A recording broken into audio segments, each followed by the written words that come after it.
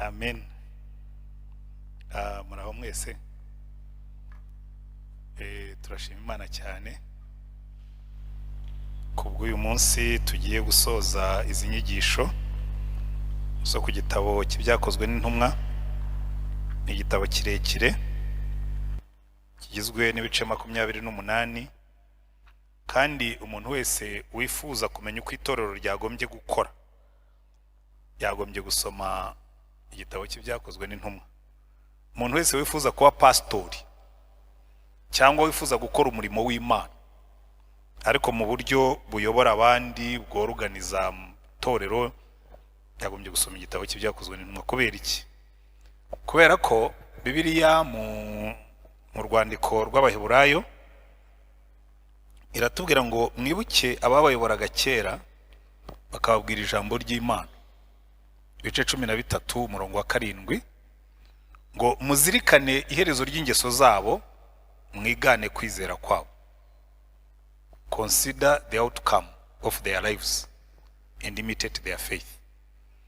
Ngo kuko Yesu Kristo ko yararejo niko ari n'uyu munsi ko azahora witeka ryose. Ubundi ayo magambo iyo 20 ni irimo ubuhanga bwinshi bufatanya ibintu byinshi burya abantu batajya batekerezaho. Kuko buriya mubona abantu Imana yagiye yandikisha muri Bibiliya, kaza ariko abantu kuki Imana nigeze kuganira n'umuyisilamu mwaramwe atera buriya Bibiliya irimo amakosa, yerekana intumwa z'Imana mu ntege nke. Intumwa z'Imana mu ntege nke. Kuko ubundi buriya muri kamere y'umuntu twese dukunda kugaragara neza, ukagaragara rwose umeshe, uteye ipasi, nta minkanyaro ufite. Niyo mpamvu bijya bigora abantu bamwe na bamwe iyo wigishije. Nkanjye ndabiza abantu bajya bampara marika bakavuga ngo ntukavuge ko uri umunyabyaha, ntukavuge ko kera wari umunyabyaha. Icyo ugerageza ugaragare mu isura mbese y'umuntu w'Imana wakuze agororotse, nubaka bameze neza. Ariko believe me or not, rwose ejo bundi nigishaga abantu mbabwira ngewe I'm not a bad husband, sindi umugabo mubi, ariko I'm not a perfect husband. Sivyo? Sindi umupastori mubi, ariko I'm not a perfect pastor. Iyo rero ugerageje kwigira intungane hari ibyo uba wahushije, kuko bituma udakosoreka. Buriya mpamvu ubona abantu benshi badakura no mu nzira y'Imana. Ntabwo bigira ku bantu bose, kubakoze neza n'abakoze nabi. Buriya nubona umuntu nka Yuda muri Bibiliya ujye umwigiraho. Buriya ni naryo shuri ryiza, kuko hari ahantu Imana ivuga ngo abo ngabo yabashyiriyeho kugira ngo batubera akabarore kabagenda batumvira Imana. Kabati uyu muntu yagenze gutya arangiriza hariya. Hari igitabo ndimo kwandika cyitwa imico y'abayobozi barangiza neza. Imico y'abayobozi barangiza neza. Ubu nta kintu nkiyobora. Ushatse navuga nti ibyo nayoboye byose narangije ntasize yibara, nta n'umwotsi nasize utumuka inyuma yanjye. Reka nandikira abandi kizabafasha kumenya ibintu bimwe na bimwe ushyiramo, hanyuma ukabuze ko ibintu ubishyiramo na kiri ukagishyiramo na kiri ukagishyiramo ushobora kurangiza neza. Imico 7 y'abayobozi barangiza neza. Hano rero si ibyo ngibyo ngiye kuvugaho. Hano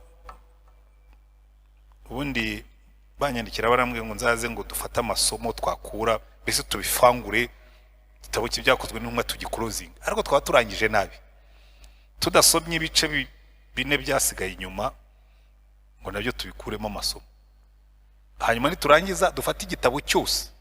Uyu mugoroba rero ikintu ngiye gukora kugira ngo ndangize mission bampaye, ngiye kubanza uyu munsi ngiye kubima ijambo, nihagira iminota isigara nyibahe, kandi ubwo nanjye ndakora uko nshoboye ku buryo nyibasigirayo. Ya yindi yo kubaza ibibazo, ya yindi yo gutanga ibitekerezo.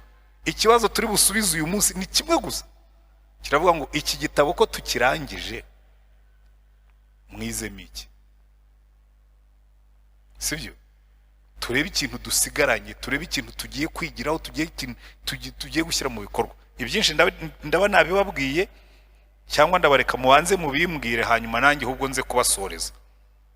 Sinzi icyo muhitamo, mbanze mbibabwire cyangwa mbanze mbareke muvuge hanyuma nze gusoza. Mbanze mbibabwire. Abakristo bakunda kwicara bakaba bagenerwa bikorwa, kicara bakavuga ati mureke twicare turyoherwe, aturyohereze kugira ngo mwe kugira icyo mukora.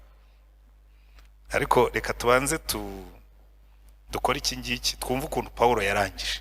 Uriya Paulo ndamukunda cyane, kandi duhushije igice cya 25, ushize ntitwarangije kuri 24, twari twasezeranye ko tuzakora 25, 26, 27, 28. Ibice tukaba turabirangije, tukaba tuzi uko igitabo kirangira. Tugere rero gusoma 25, 26, 27 na 28, hanyuma dukuremo amasomo mu gitabo cyose. Muribuka ubushize twahagaze Paulo ari hamwe n'umugabo witwa Feliki, yaramufunze ngo kandi akajya ahora mutumira ngo baganire. Imyaka 2 yose Feliki amutumira akaza wa mugabo waje tukaganira, ukagenda bakaganira. Ngo kubera iki? Kubera ko murongo wa 26 baratubwira ngo yiringiraga yuko Paulo azamuhongera impiya, nicyo cyatumye ahora mutumira ngo baganire. Imyaka 2 ishize Porokuro Festo akura Feliki, kandi Feliki ashatse kunezeza abayuda asiga Paulo akiboshye, asiga mugize muri gereza aradanangira. Iki kigabo naragitumiye inshuro nyinshi gicira amarenga nticyumva, none eka sijye mukanyaza. Hari abantu bamwe nituzagera mu ijuru nibaza urubanza Imana izabacira uko ruzaba rumeze. Ufashe umuntu w'inzirakarengane, umaze imyaka 2 umutumira mukaganira, ndetse ngo yigeze kumubwira ijambo ry'Imana. Muribuka muri iki gice twarangirijeho umurongo wa 24 baratubwira ngo bukeye Feliki azana n'umugore we Dirusira w'umuyudakazi, atumira Paulo yumva ibyo avuga byo kwizera Kristo Yesu. Akivuga ibyo gukiranuka n'ibyo kwirinda n'iby'amategeko azacibwa, Feliki aratinya cyane, aramusubiza ati none genda, nimbona uburyo nzagutumira. Hari igihe umuntu akorwa ku mutima aho kugira ngo yihane agashyira ejo, abatereka mbanze njyeho uyu munsi, ejo nzihana. Hanyuma arinda agenda atihana. Uyu munsi rero haje undi mugabo witwa Festo, niwe tugiye kumva. Festo ageze mu butware bwe amara iminsi 3, maze ava i Kayisariya agiye i Yerusalemu. Abatambyi bakuru n'abakomeye mu Bayuda bamuregera ibya Paulo, ariko abo bagabo ntabwo bavuga kwizima. Imyaka 2 bakibuka ko Paulo agihari, kandi uriya mugabo igihe tutaramukura mu nzira ntacyo tuzaba twarakoze. Bamureka kuri Festo, baramwinginga bamusaba kubagirira neza ngo atumire Paulo azi Yerusalemu, biteguye kuzamwubikira ngo bamwicire mu nzira. Ariko Festo abasubiza yuko Paulo arindirwe Kayisariya, kandi yuko ubwe agiye kujyayo vuba. Arababwira ati nuko abakomeye muri mwe bamanuke tujyane bamurege niba hari icyaha yakoze. Amaze iminsi idasaga 8 cyangwa 10 ari kumwe nabo, aramanuka ajya i Kayisariya. Bukeye bwaho yicara ku ntebe y'imanza, ahamagaza Paulo. Ageze aho Abayuda bavuye Yerusalemu baramugota, bamurega ibirego byinshi kandi bikomeye, ibyo batabasha guhamya ko ari by'ukuri. Paulo ariregura ati nta cyaha nakoze ku mategeko y'Abayuda cyangwa ku rusengero, habe no kuri Kayisari. Festo ashatse kwikundisha Abayuda baza Paulo ati urashaka kujya i Yerusalemu gucirwayo urubanza rw'ibyo imbere yanjye? Paulo aramusubiza ati mpagaze imbere y'intebe y'imanza ya Kayisari, niho nkwiriye gucirirwa urubanza. Nta kibi nagiriye Abayuda, kandi nawe urabizi neza. Nuko niba narakiraniwe cyangwa narakoze ibikwiriye kunyicisha, sinanga gupfa. Ariko niba ari ibinyoma ibyaba bandeze, nta muntu ubasha kubampa, njuriririye kuri Kayisari. Festo amaze kujya inama n'abanyarukiko aramusubiza ati ujuririye kuri Kayisari, nuko rero urajyeyo. Ubundi iyo babitranslatinga neza bari kuvuga ngo nuko rero uzajyayo. Hashize iminsi umwami Agripa na Berenike bajya i Kayisariya, baramutsa Festo. Bamazeho iminsi myinshi, Festo atekerereza umwami bya Pawulo ati, hariho umuntu Feliki asize ari imbohe. Ubwo nari Yerusalemu, abatambyi bakuru n'abakuru b'Abayuda bandegeye ibye bashaka ko muciraho iteka. Ndabasubiza nti, si umuhango w'Abaroma gutanga umuntu ngo apfe abamurega batari imbere ye akemererwa kwiregura ibirego. Nuko bateraniye hano sindagatinda, ahubwo bukeye bwaho nicara ku ntebe y'imanza mpamagaza uwo muntu.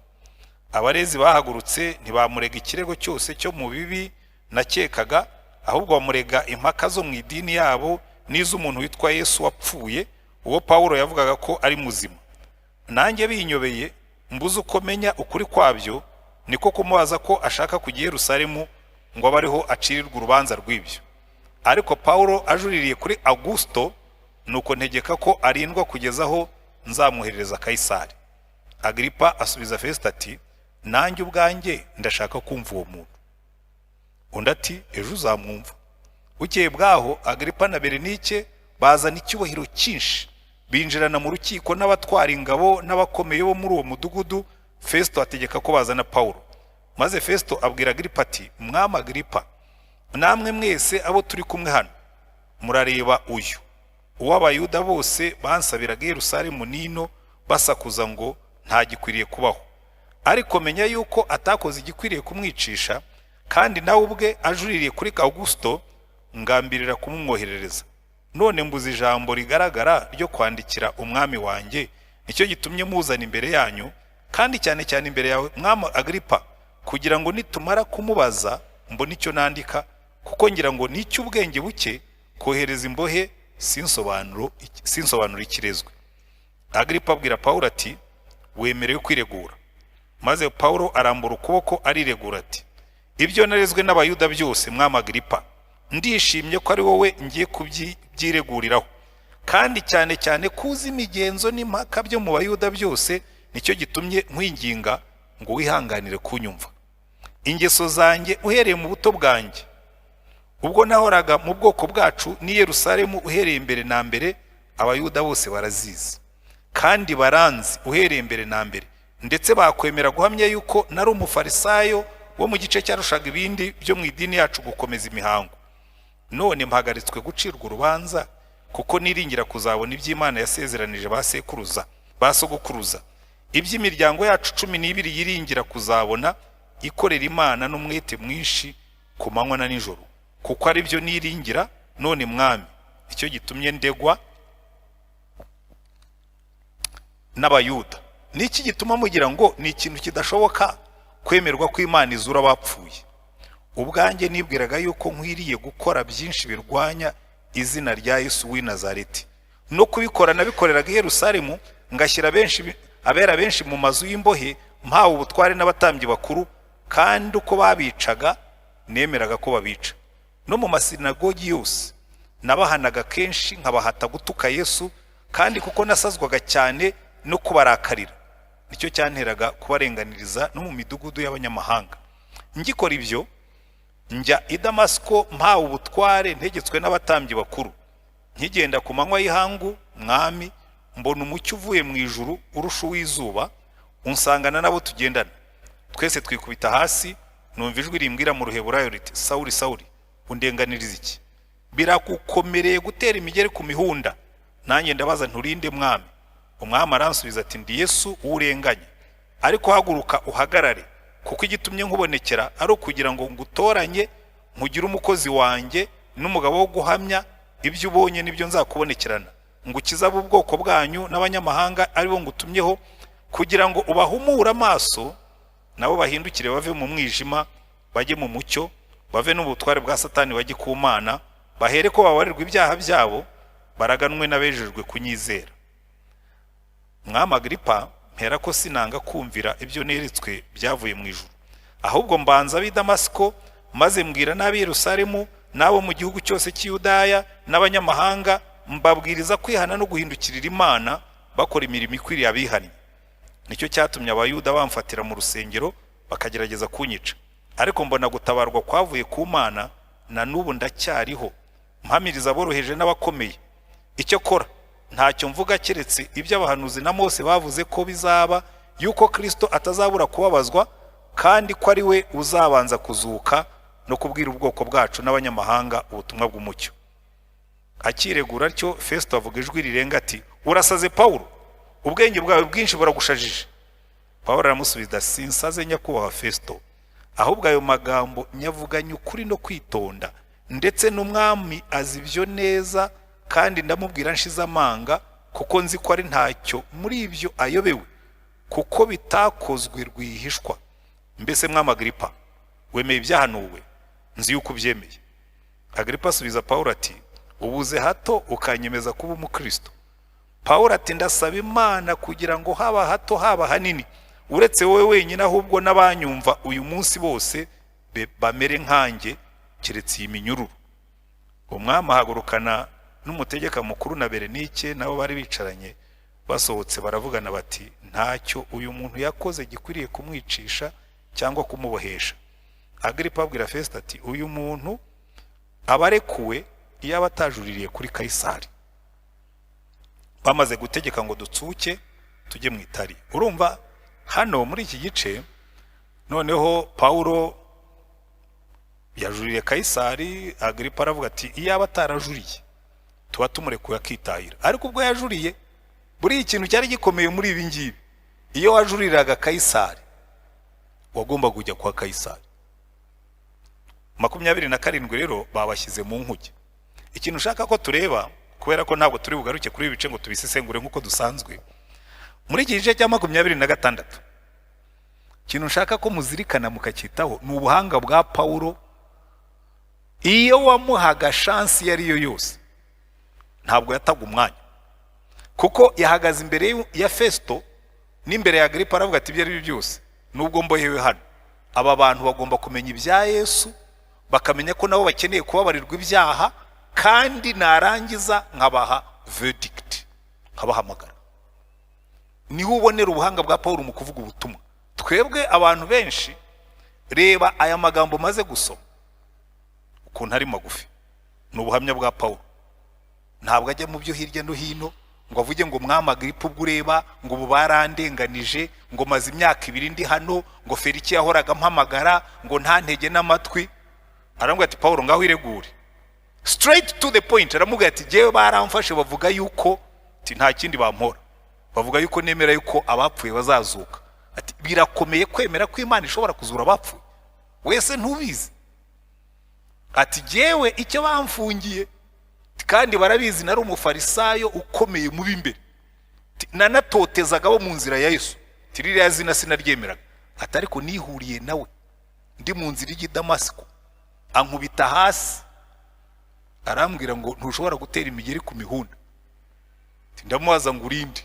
Ati, ndi Yesu utoteza, n'umwami Agripa. Ati, mpera aho ngaho mbwira ab'i Damasiko n'ab'i Yerusalemu no mu gihugu cy'Yudaya n'abanyamahanga bose yuko kubabarirwa ibyaha no kwizera bibonerwa mu izina rya Yesu, kandi buri muntu wese agomba gukora imirimo yo gukiranuka. Ati, kandi nawe mwami Agripa byo urabizi, ntacyo wakwireguza, nawe warabyumvise. Niho Festo yahereye aravuga ati, Pawulo urasaze, nta nubwo uza aho uri, uza burimo kubwira, urafata abantu b'abayobozi ukababwira ko nabo bakeneye kwihanira. Aravuga ati, se ubundi mwami Agripa we ntabwo ubizi? Sinsaze. Agripa aramubwira ati, ubuzeho gatoya wari unyemeje kuba umukristo. Ati, iyo ukomezaho gatoya nanjye nari naje, nari mfashwe. Pawulo aramubwira ati, ubundi wagira ngo nari mu biki?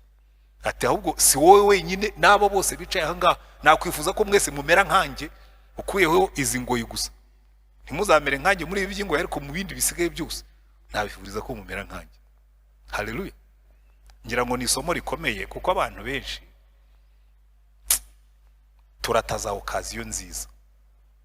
Tujya tugira za anniversaire,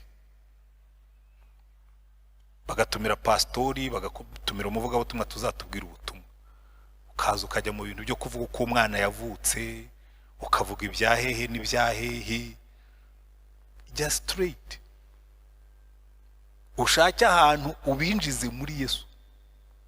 Tujya mu kiriyo, abantu bakatubihiriza. Hari abantu bigisha mu kiriyo bakajya mu bintu buriya kamfatinga umuryango w'amagambo make. unabemerere ko ubundi udashobora kubagera ku mutima, kuko nta muntu ujya umara undi agahinda. Ubiharira Imana ubabwira uti ahubwo umunsi nk'uyu nguyu umunsi Imana iduhamagarira, siko Imana yanditse se, ngo nimujya mu kiriyo mujye mwibuka ko ari ryo herezo ry'abantu bose. Mwitegura ahubwo ubabwira ubutumwa. Umuntu yabonye diplome ukamisinga opportunity yo kubabwira yuko nimumara kubaka amazu meza mukayabamo, imikumbi yanyu ikabigwiriye, muzirinde ntimuzibagirwe Uwiteka, ko ni ubaho ubwenge n'imbaraga zibaronkesha amadiplome n'akazi. Buri kintu cyose ubonye make it an opportunity. Nigeze kujya gufata tike y'indege, hanyuma ngira umukobwa umwe wari umaze kunkorera itike, ndabona se kungiriye neza ukaba mpaye itike waguha tike nanjye. Ati se nawe ufite travel agency? Ntabwo yanjye ni Rurangiza, iyo yohereza abantu mu ijuru. Araseka ati uri umupastori? Ni cyane, kandi mbwira abantu ibya Yesu. Turabiganira da, turabiganira, n'umuzungu ushobora kumubwira cyane. Opportunity ubonye yose abantu bamenye yuko ufite Yesu. Nigeze kujya ku ishuri ry'Abanyamerika, bari bansabye ngo nze kubabwira ibintu bya reconciliation, barambwira ati ariko witonde, hano ni ishuri riri public, ntabwo bavuga Imana, birabujijwe. Ndavuga nta kibazo, ntimuhangayike, sindi buvuga Imana, ndababwira ibya reconciliation. Ndabibabwira ndavuga nti rero ubwo mundeba nakuze nuzuye umujinya kugeza umunsi nahuye na Yesu. Nonese abantu bakubwiye ngo bahe testimony, ntabwo nabaha testimony ndavuze Yesu. Hanyuma wari urimo gukorodinira avuga ngo rega ngo abapastori ntimwabashobora, ngo ariko ngo ibyo ari byose ngo ibyo atubwiye ni ukuri k'ubuzima bwe kandi nicyo twamusabye. Vuga Yesu, ukazi iyo ubonye uvuge Yesu. Abantu bakubwira ati kuki uri umwana mwiza, uti niko iwacu bandeze. Babwira uti niko Yesu yangize. Si byose take every. Paulo yari umuhanga wo gufata okaziyo yose abantu bakamenya ko yahuye na Yesu. Amen. 27 rero ndagira ngo mwite ku kandi kantu kamwe nako gakomeye cyane. 27 babashyize mu bwato babohereje i Roma. Muze kureba ukuntu Paulo ataking over, akaba umuyobozi. Bagiye kugera i Roma bose bamwubaha. Ni irindi somo rikomeye cyane dushobora kwigira hano. Bagiye kugera i Roma bose bamwubaye, kandi batangiye bose bamusuzugura. Muriteguye muze kureba uko Paulo yabyitwayemo, nibwo muri bo byumve, kuko hari ikintu turi bwige kuri we. Hanyuma niturangiza igice cya 28 ubwo turasubira inyuma, noneho tubumbire hamwe igitabo cyose. Bamaze gutegeka ngo dutsuke tujye muri Italiya, bitubwira iki? Bitubwira ngo Luka arimo, kuko narababwiye ngo nusoma igitabo cy'ibyakozwe n'intumwa ukabona ahantu harimo du, ujye umenya ngo ubwo Luka nawe yari ahari, kuko Luka niwe wanditse iki gitabo. Iyo yanditse muri ngenga ya mbere y'ubwinshi bivuga ngo nawe yari ahari, bivuga ngo Paulo ajya i Roma na Luka barajyanye. Amen. Ubundi aho adafite icyo avuga kimwerekeye akora rekodi gusa, ariko yageze ahantu nawe yari arimo yongeramo ngo du. Bamaze gutegeka ngo dutsuke tujye muri Italiya, Paulo n'izindi mbohe babaha Yuliyo, umutware utwara umutwe wo mu ngabo zitwa iza Augusto. Twikira mu nkuge yavuye muri Aduromatiyo, yendaga gutsuka ngo ijye mu bihugu byo muri Aziya. Turatsuka. Gutsuka mbese nuku kujya mu mazi, tuva ku nkombe. Twari kumwe na Aristariko umunyamakedoniya w'i Tesalonike. Bukeye bwaho dufata Sidoni. Yuliyo agirira Paulo neza, amukundira kugenderera inshuti ze kugira ngo zimugaburire. Dutsukiraho duhita munsi y'ikirwa cy'Ikupuro dushaka kukikingaho umuyaga, kuko wari uduturutse imbere. Twambutse inyanja ihereranye n'Ikirikiya n'i Pamfiliya, dufata Imura, umudugudu w'Irukiya. Umutwaro utwara umutwe asanga y'inkuge yavuye muri Alexandria ijya muri Italiya, adushyiramo. Bahinduye ubwato. Tumara iminsi myinshi tugenda buhoro, tugera bugufi bw'Ikinido. bituruhije cyane, maze umuyaga utubujije duhita munsi y'ikirwa cyitwa Ikirete imbere y'Isalumoni kukikingaho umuyaga. Tugikikira bituruhije cyane, tugera ahantu hitwa Imyaro Myiza bugufi bw'umudugudu witwa Lasaya. Ariko kuko hari hashize iminsi myinshi kandi kunyura mu nyanja kukaba kwari gufite akaga, kuko ndetse n'iminsi yo kwiyiriza ubusa yari yarashize, nuko Pawulo abagira inama ati, yemwe bagabo, mbonye yuko uru rugendo rugiye kubamo ibyago no gupfusha byinshi, si iby'inkuge n'ibirimo gusa, ahubwo n'ubugingo bwacu nabwo. Ariko umutwaro utwara umutwe yumvira umwerekeza na nyir'inkuge kurusha ibyo Pawulo avuze. Kandi kuko umwaro atari mwiza gutsikamo kuhamarira amezi y'imbeho, abenshi babagira inama yo gutsuka bakavayo, ngo ahari bashobora kugera i Foyinike kuba ariho bamarira amezi y'imbeho, ariho umwaro w'Ikirete werekera hagati y'ikasikazi h'iburasirazuba n'ikusi h'iburasirazuba. Nuko umuyaga uturutse ikusi uhushye buhoro, bibwira yuko babonye icyo bashakaga, baratsuka bakikira bugufi cyane bw'Ikirete. Maze umwanya muto ushize baterwa n'umuyaga uhuha cyane witwa Urakulo uturuka kuri icyo kirwa.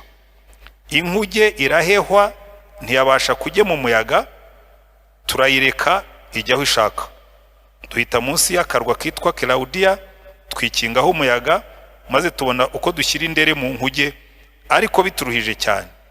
Bamaze kuyiterura benda imirunga bayinyuza munsi y'inkuge barayihambira. Kandi kuko batinyaga gusukwa ku musenyi usaya witwa Suriti, bamanura imyenda igendesha inkuge, bagenda batyo bajyanwa n'umuyaga.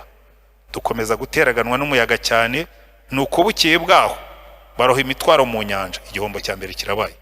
Ku munsi wa gatatu bajugunya iby'inkuge mu nyanja. Igihombo cya kabiri. Kandi hashize iminsi myinshi izuba n'inyenyeri bitaboneka, duterwa na ruhuma y'umuyaga mwinshi, ibyo bituma twiheba rwose ko ntawe uzakira. Kandi bamaze iminsi myinshi batarya, Pawulo ahagarara muri bo hagati arababwira ati, yemwe bagabo, mwari mukwiriye kunyumvira ntimuve Ikirete, ngo mutabona ibi byago no gupfusha ibyanyu. Kandi none ndabakomeza, nimuhumure, kuko muri mwe hatazapfa n'umwe keretse inkuge. Kuko iri joro iruhande rwanjye hahagaze marayika w'Imana, nduwayo nyikorera, akambwira ati, Pawulo, witinya, ukwiye guhagarara imbere ya Kayisari, kandi dore Imana iguhaye n'abo mugendana bose. Nuko nimuhumure mwa bagabo mwe, kuko nizeye Imana yuko bizaba uko nabwiwe, ariko dukwiriye gusukwa ku kirwa. Ijoro rya 18 risohoye, duteraganwa hirya no hino mu nyanja ya Adiriya. Mu gicuku abasare bakeka yuko hari igihugu begereye, bagera uburebure bw'amazi y'Imuhengeri, babona nka metero 40. Bicumyeho hato bongera kugera, babona nka metero 30. Kandi kuko batinya gusekura ku ntaza, bajugunya mu mazi inyuma y'inkuge ibyuma 4 byo kuyitsika, bifuza ko bucya. Abasare bashatse guhunga mu nkuge, bamanurira indere mu nyanja, basa n'abashaka kujugunya imbere y'inkuge ibyuma byo kuyitsika. Pawulo abwira umutwaro utwara umutwe w'abasirikare ati, aba ni bataguma mu nkuge ntimubasha gukira. Maze abasirikare baca imigozi y'indere barayirekera agenda. Bwenda gucya, Pawulo arabinginga bose ngo barye ati, none uyu munsi ni wa 14 mutegereza mutarya, mudakoze intoki ku munwa. Nicyo gitumye mbinginga ngo murye, kuko ari byo biri bubakize, kandi hatazagira agasatsi kamwe gapfuka ku mitwe yanyu. Amaze kuvuga atyo yenda umutsima, ashimira Imana imbere yabo bose, arawumanyagura atangira kuryaho. Bose babona ihumure, nabo bararya. Twese abari mu nkuge twari abantu 276. Bamaze guhaga, baroha amasaka mu nyanja kugira ngo borohereze inkuge. Ijoro rikeye ntibamenye icyo gihugu, ariko babonye ikigobe kiriho umusenyi, bajya inama yuko bashobora komoreraho inkuge. Bahambura imirunga yari ifashe ibyuma bitsitse inkuge, babisiga mu nyanja. Bakibikora, bahambura imirunga yakomeje ibyerekeza inkuge,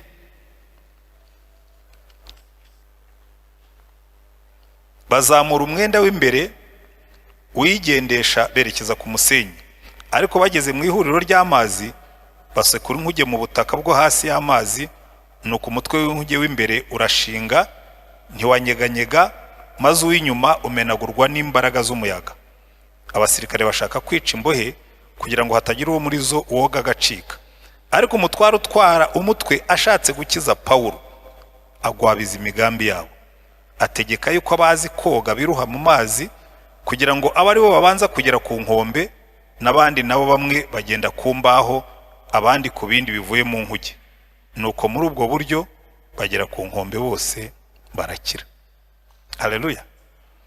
Iki gice ndagikunda cyane kuko murabizi hari abagabo babiri tubona muri Bibiliya muri iyi nyanja. Iyi nyanja Pawulo yari arimo n'aba bantu niyo na Yona yari arimo. Abagabo babiri b'abakozi b'Imana mu bwato bufite ibibazo bisa ariko bitwara mu buryo butandukanye. Mu gihe cya Yona yabonye umuhengeri uje, umuyaga mwinshi uje. Yona arimanukira ajya mu nkuge hasi, asasaka amatora, arasinzira. Ariko Pawulo we igihe bari bagiye guhaguruka yaravuga ati ariko mwabagabo mwegewe mubanze munyitondere, ntimurebe ko mfite iminyururu ku maboko no ku maguru, munyitondere igihe ndi umukozi w'Imana.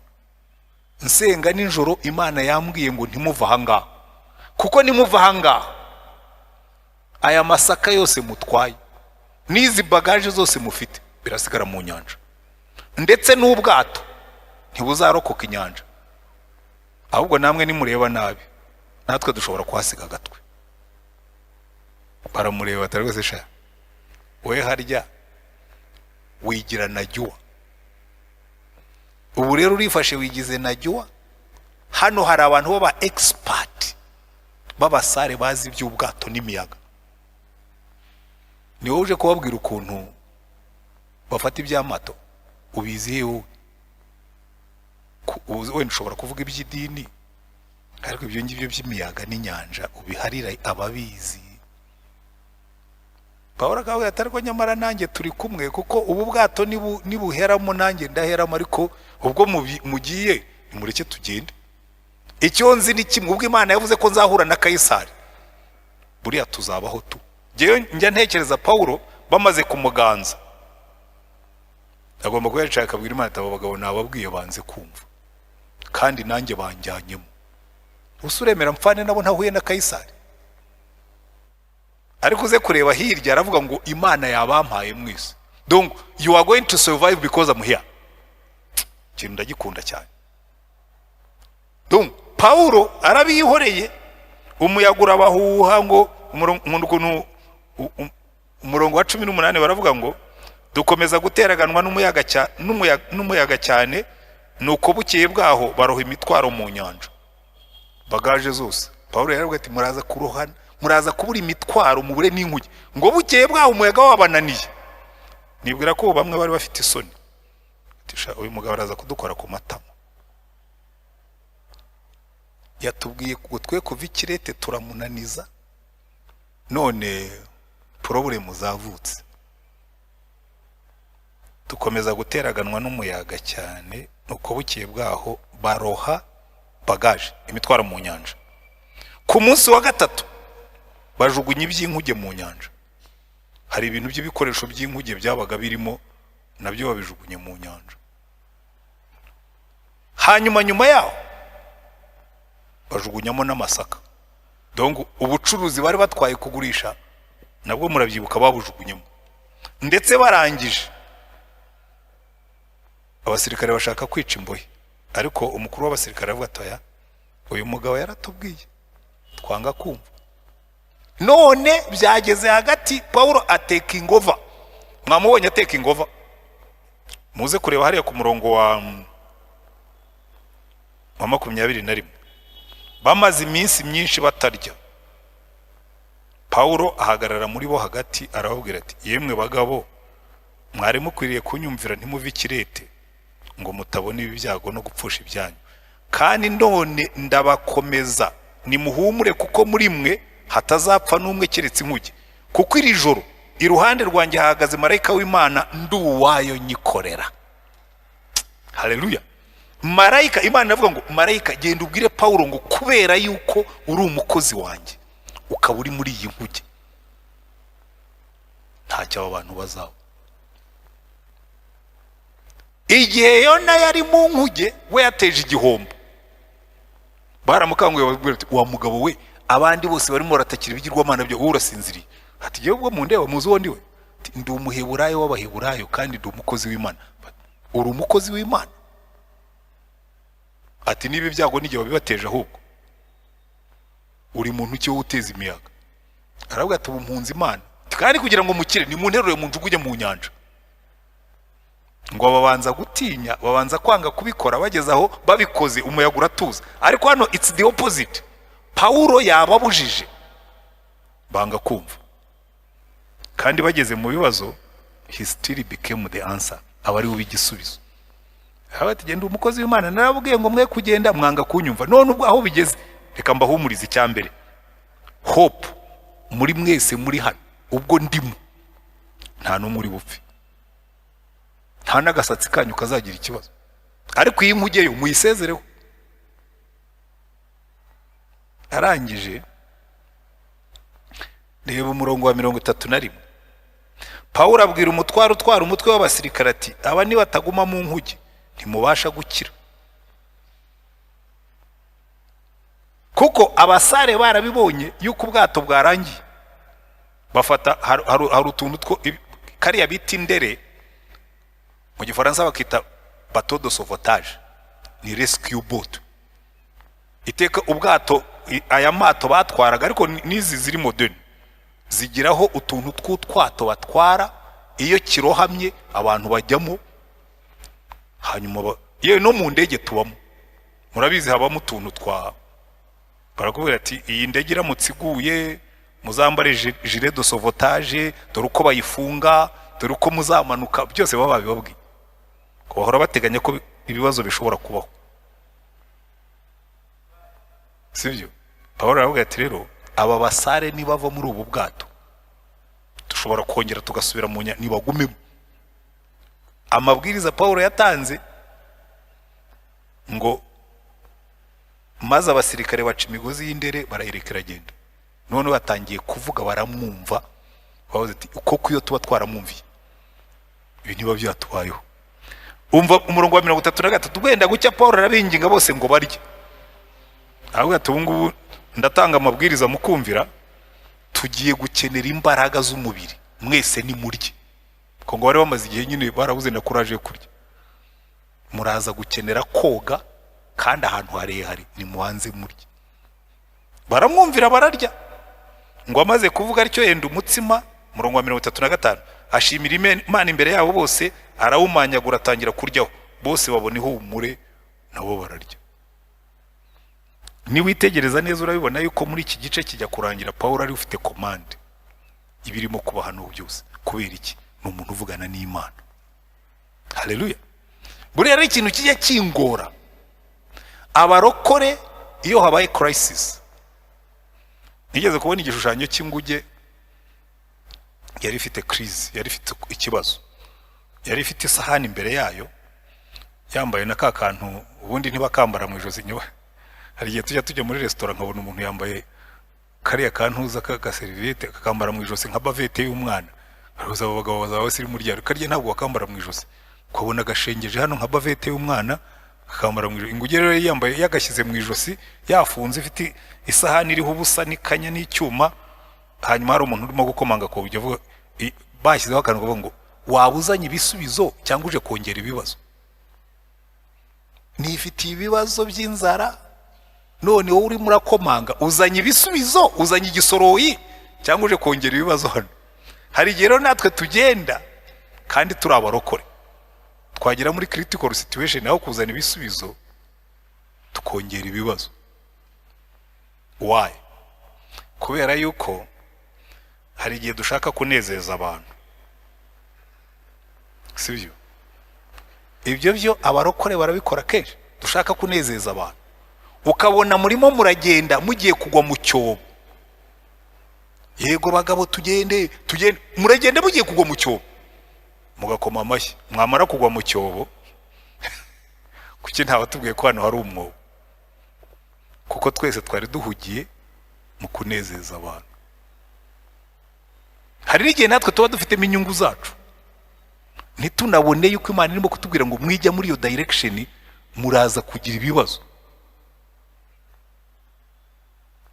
Buriya nicyo kintu kijya kinangora mu buzima, ni inshuro nyinshi ubwira abantu ko atari ibi bintu mugiye gukora, you are going to end up in the pit. Batariko natwe turabizi nibyo aba bakoze, aba barimo kukubwira ni abasare, you don't know anything. Kavuga atari kujya ndasenga, Imana yambwiye ngo ibintu mwe kubikora, bakabikora. Hanyuma bwacya ibibazo bikavuka. Iyo uri umuntu w'Imana, speak to God. Nihaba crisis ujye uba mubazana ibisubizo, ntukabe mu babyongera. Niryo somo rikomeye dushobora kwigira kuri Paulo hano. Igihe abantu bose bari bihebye, wa wundi banze kumva bahaguruka niwe wazanye ibisubizo. Kubera iki? Kuko avugana n'Imana. Nubona crisis niyo kabari gatoya, biroroshye cyane burya gufasha abantu. Ujye utekereza cyane uvuge utari ku bintu twabivamo dute. Kwaro ni uzanga n'abarokore, njya nkunda gutanga urwo rugero kuko abo nigisha benshi ndabigisha kuba barokore bazana ibisubizo aho kuzana ibibazo. Twigeze kujya ahantu mu kiriyo, muzi imihanda ya Kigali ukuyemo iyi minini, iyo ugiye muri za karitsiye haba uduhanda duto. Hano turagenda tujya mu kiruzi, kwa kundi tujya mu kiriyo imodoka zikava nkano zikarundura nk'iriya Sherland. Agahanda ni gatoya rwose, hashobora gucamo imodoka ebyiri gusa. Noneho imbere haturuka umuntu umwe arajya muri iyi direction, izindi nyinshi kugira ngo dufate ku muhanda munini byasaba kujya muri iyi direction. Abantu barimo barataha. Mwene data na kuwo muntu wazaga muri iyi direction nawe atashye, ahagarara mu muhanda hagati nk'inzovu. Abantu bakamuhenda bakavuza amahoni, ariko ndi muri priority. Ahantu hasigaye umwanya hashobora gutuma icyo kibazo gikemuka, haraho haringaniye naho ari. It's just a matter yo gusubira inyuma ho gatoya, akareka abo bagahitaho naho agacaho. Imodoka zitonze umurongo ziragera nko ku 10. Tujyaho abantu baricara, ariko muntu none ugeze aho ngaho ndabona ko reka mbigisubizo mvamo. Preti y'umuntu afite imvi burya abantu baranakubaha. Iyo uri na pastori hari igihe ushyiramo n'amasengesho. Ndagenda amanuye ikirahure nsanga ni mwene data. Ntabwo asengera hano ariko ni mwene data. Aho yaba asengera hose burya bari mwene so. Pastor ni wowe se? Nta makuru se? Ni meza. Wese bite? Ati kabisa urabona abo bantu. Ariko bona nanjye ndi muri abo bantu nyine. Ndabona nako you know.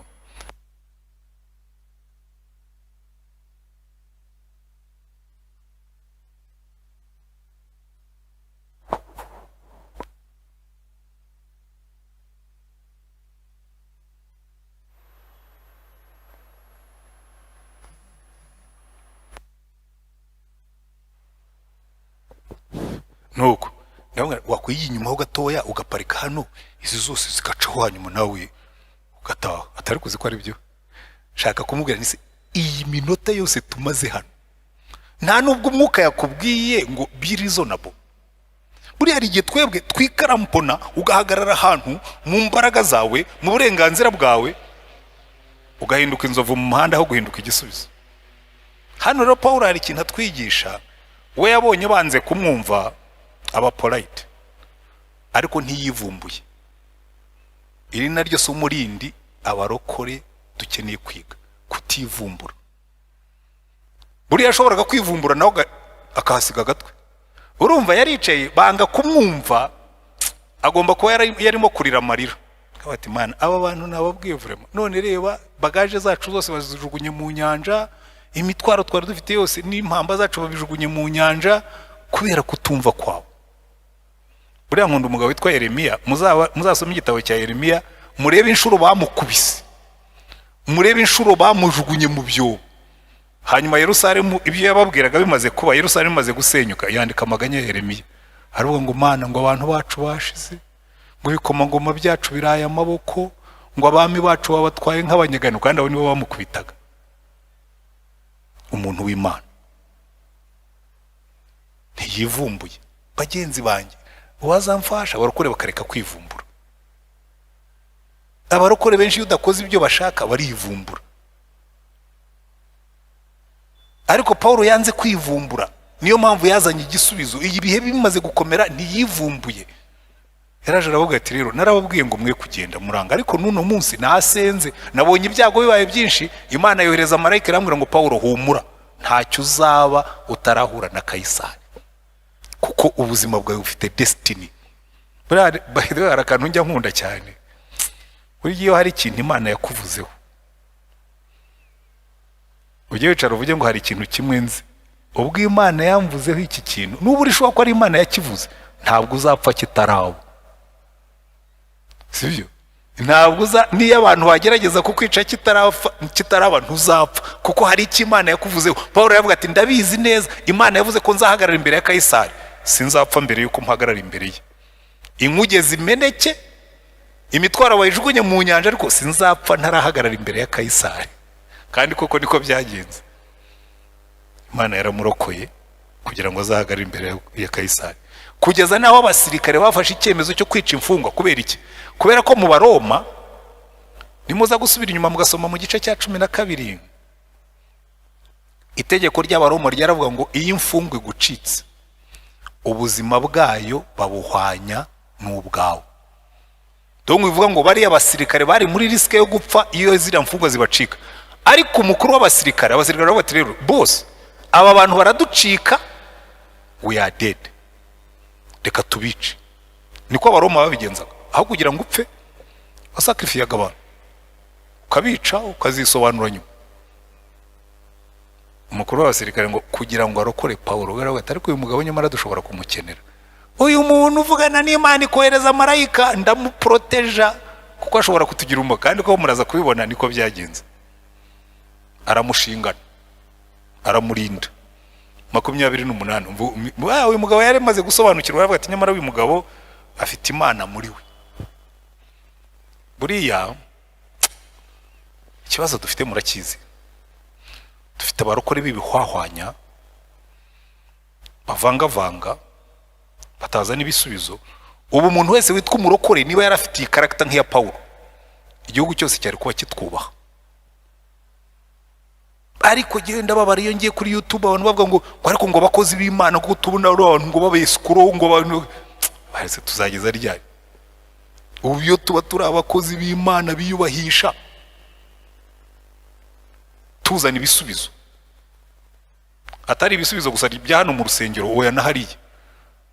Niba ukora mu iduka ry'umuntu akavuga tumva mu bakozi mfite uyu murokore niwe uzana umugisha. Ku ishuri aho twigisha, mu barimu bigisha hano, uyu nguyu niwe abana bose baba bamushaka. Hari umuprofeseri wigisha ku kigo, abanyeshuri bose bakavuga ngo turifuza kwiga muri classe ya runaka. Kubera iki? Hari akantu k'Imana azanamo, hari excellence, divine excellence, hari ikintu cy'akarusho azanamo. Reka buri muntu wese aho akora azageza ahantu bavuga ngo uyu nguyu mukore ku bandi, ariko nitwirukana mwirukana abandi, ariko uyu nguyu ntashobora kuva hano. Kandi burya iyo abantu bamaze kubibona barabimenya, bakavuga ati uyu migisha dufite hano uyu munsi iva kuri uyu mukozi. Barabimenya, birikora, cyangwa Imana irabikora. Ariko usanga tujya mu kazi tugakererwa nk'abandi, tugatikura nk'abandi, tukagurumbanya nk'abandi, hanyuma bazabwirwa n'iki uko dutandukanye nabo?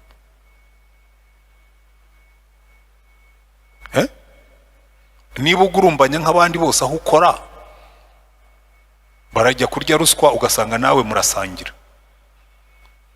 Mu bakaba abana b'abakobwa nawe urimo. Mu bateranya abakozi n'abakoresha nawe urimo. Mu bica akazi bakererwa bakabeshya nawe urimo. Mu batekinika amadosiye nawe urimo.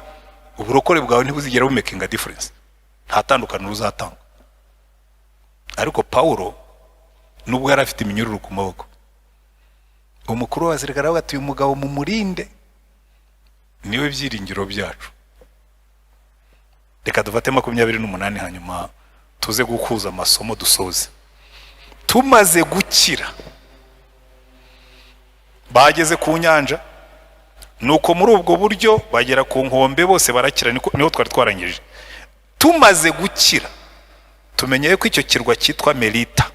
Bene igihugu batugirira neza cyane, baducanira umuriro, batwakira twese kuko hari imvura n'imbeho.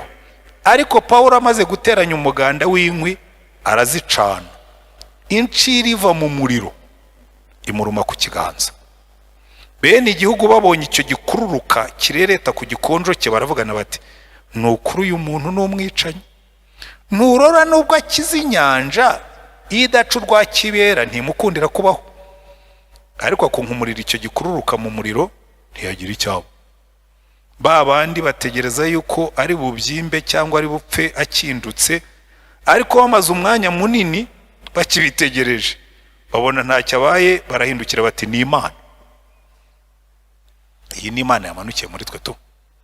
Bugufi bwaho hari igikingi cy'umutware w'icyo kirwa witwaga Publiyo, aratwakira tuzimanira neza iminsi 3. Se wa Publiyo yari arwaye ubuganga n'amacinya, nuko Paulo yinjira mu nzu ye arasenga, amurambikaho ibiganza aramukiza. Ibyo bibaye abandi barwayi bari mu kirwa bahera ko nabo baraza arabakiza. Baduha icyubahiro cyinshi, kandi tugiye gutsuka bashyira ibyo twari dukennye byose mu nkuge yacu. Tumaze y'amezi 3 dutsuka mu nkuge yavuye muri Alexandria, yari imaze amezi y'imbeho ku kirwa. Ikimenyetso cyayo cyari ishusho y'abavandimwe b'impanga. Dufata Sirakuza tumarayo iminsi 3, bukeye tuvayo turagoronzoka tugera Regio. Hashize umunsi umwe umuyaga uturutse kuza urahuha, nuko tugenda iminsi 2 dufata Puteyoli. Tuhasanga bene data bamwe baratwinginga ngo tumarane nabo iminsi 7, nuko tugira Roma. Bene data b'i Roma bumvise inkuru yacu baza kudusanganira mu midugudu yitwa Iguriro rya Piyo n'amatundiro 3. Paulo ababonye ashima Imana, ashyitsa agatima mu nda. Tumaze kugera i Roma, umutware utwara umutwe ashyikiriza imbohe umutware w'abasirikare barinda Kaisari, ariko bakundira Paulo kubukwe ari kumwe n'umusirikare umurinda. Hasi bamushyize ahantu rwose aricumbikiye, arikodeshereje, bamurindira mu rugo atari hamwe n'abandi muri gereza. Iminsi 3 ishize ahamagaza abakomeye bo mu Bayuda, bamaze guterana arababwira ati, bagabo bene data, nubwo ntagize ikibi nagiriye ubwoko bwacu cyangwa imigenzo y'abasogokuruza, nabohewe i Yerusalemu bankurayo bampa Abaroma, nabo maze kumbaza bashaka kundekura kuko nta mpamvu yambonetseho yo kunyicisha. Ariko Abayuda bagiye impaka mpatwa kujurira kuri Kaisari. Icyakora suko mfite icyo ndega ubwoko bwacu, nicyo nabatumiriye ngo tuvugane duhanganye, kuko iby'Abisirayeli biringira kuzabona ari byo byatumye mboheshwa uyu munyururu. Nawe aramusubiza bati, nta nzandiko z'ibyawe twabonye zivuye i Yudaya, kandi na bene data baje nta wigeze atubarira inkuru mbi yawe cyangwa ngo akuvuge nabi, ariko turashaka kumva ibyo utekereza, kuko icyo gice tuzi yuko bakivuga nabi hose. Bamusezeranya umunsi, bamusanga ari benshi mu nzu bamucumbikiyemo, arabibasobanurira ahamya ubwami bw'Imana, abemeza ibya Yesu abikuye mu mategeko ya Mose no mu byahanuwe, ahera mu gitondo ageza nimugoroba. Bamwe bemera ibyo yavuze, ariko abandi ntibabyemera, ntibahuza imitima. Nuko Paulo abasezeraho maze kuvuga ijambo rimwe ati, ibyo Umwuka Wera yabwiye basekuruza banyu mu kanwa k'umuhanuzi Yesaya, yabivuze neza ati, jya muri abo bantu babwira uti, kumva muzumve ariko ntimuzabimenya, kureba muzareba ariko ntimuzabyitegereza, kuko umutima w'ubwoko ufite ibinure, amatwi yabo akaba ari ibihuri, amaso yabo bakayahumiriza ngo batarebesha amaso, batumvisha amatwi, no kumenyesha umutima, no guhindukira ngo mbakize. Nuko mumenye yuko abanyamahanga bohererejwe ako gakiza k'Imana, kandi abo bazakumvira. Amaze kuvuga atyo, abayuda bagenda bagishanya impaka cyane. Amara imyaka 2 itagabanije mu icumbi rye, bamucumbikiyemo kujya atanga ibiguzi. Yakiraga baje kumusura bose, akabwiriza iby'ubwami bw'Imana, akigisha iby'umwami Yesu Kristo ashize amanga rwose, kandi ntawamubuzaga. End of the story. Na inkuru irangiriye, Paulo yageze i Roma, ariko kubera uburyo ubuhamya bwe n'imirimo ye byemeje umukuru w'abasirikare, byatumye Paulo aho gufungirwa muri gereza bamushyize mu minyururu, yikodeshereza inzu acumbikamo akomeza kuvuga ubutumwa, ngo amara imyaka 2 kuko kugira ngo abone Kaisari yabaga ashakwa n'ibihugu byinshi. Amara imyaka 2 ataragara imbere ya Kaisari, ariko muri iyo myaka nimusoma urwandiko yandikiye Abafilipi aravuga ngo byatumye n'abasirikare barinda Kaisari bamenye ibya Yesu. Haleluya. Ubutumwa bwe yabushohoje, yageze i Roma, ahasigaye Imana iramukoresha. Ngira ngo iki ni ikintu twakwifuza. Tugiye noneho gukura amasomo muri iki gitabo cy'ibyakozwe n'intumwa, ariko reka mbareke namwe mugiremo uruhare, sibyo? Reka mbareke mugiremo uruhare, turebe musigaranye iki muri iki gitabo cy'ibyakozwe n'intumwa. Ndaza kubasoreza, ariko reka tubanze turebe ibice byacyo bidufasha gukuramo amasomo, kuko bamwe hari abatarabaye muri Bible study, hari abakurikiye igice, hari abakurikiye byose, hari n'abasanzwe bazi iki gitabo, ariko hari ibintu by'ingenzi bikurikira nshaka yuko buri muntu wese yibuka, hanyuma mukaza kubona umwanya wo kubaza ibibazo no gutanga n'amasomo namwe mwumva, kuko sindi buyavuge yose. Nyavuze yose byaba yindi nyigisho. Icyambere tugomba kwibuka iki gitabo kitubwira, nicyo kitabo kitwereka itorero rya mbere uko ryakoraga.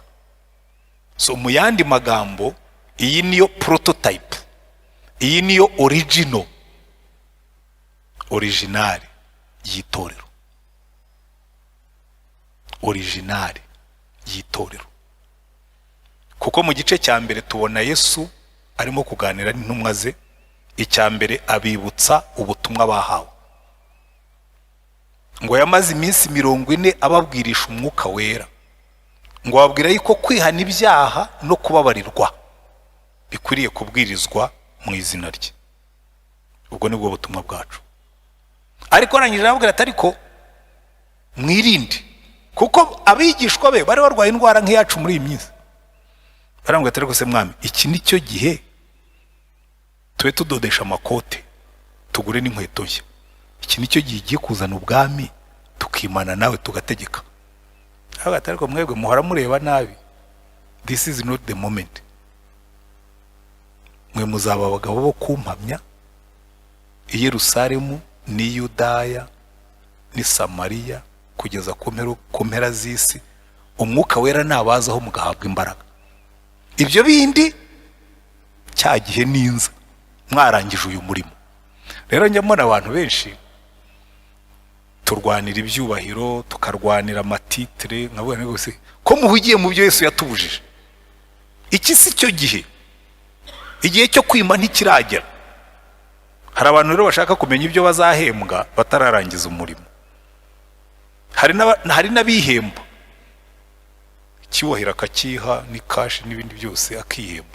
Nibyo Yesu yavuze ngo erega burya ngo nubona umuntu wamukomeye amashyi, ubwo ngo ibihembo by'abamaze kubironka yihembye. Cyo ry'ibigabuye. Rero abigishwa Yesu amaze gusubira mu ijuru, igice cya kabiri, igice gitoya cyacyo gusa, kuva ku gice cya kabiri kugeza ku gice cya 12 tubona kuvuka kw'itorero no gukura kwaryo i Yerusalemu. Kuvuka kw'itorero no gukura kwaryo i Yerusalemu.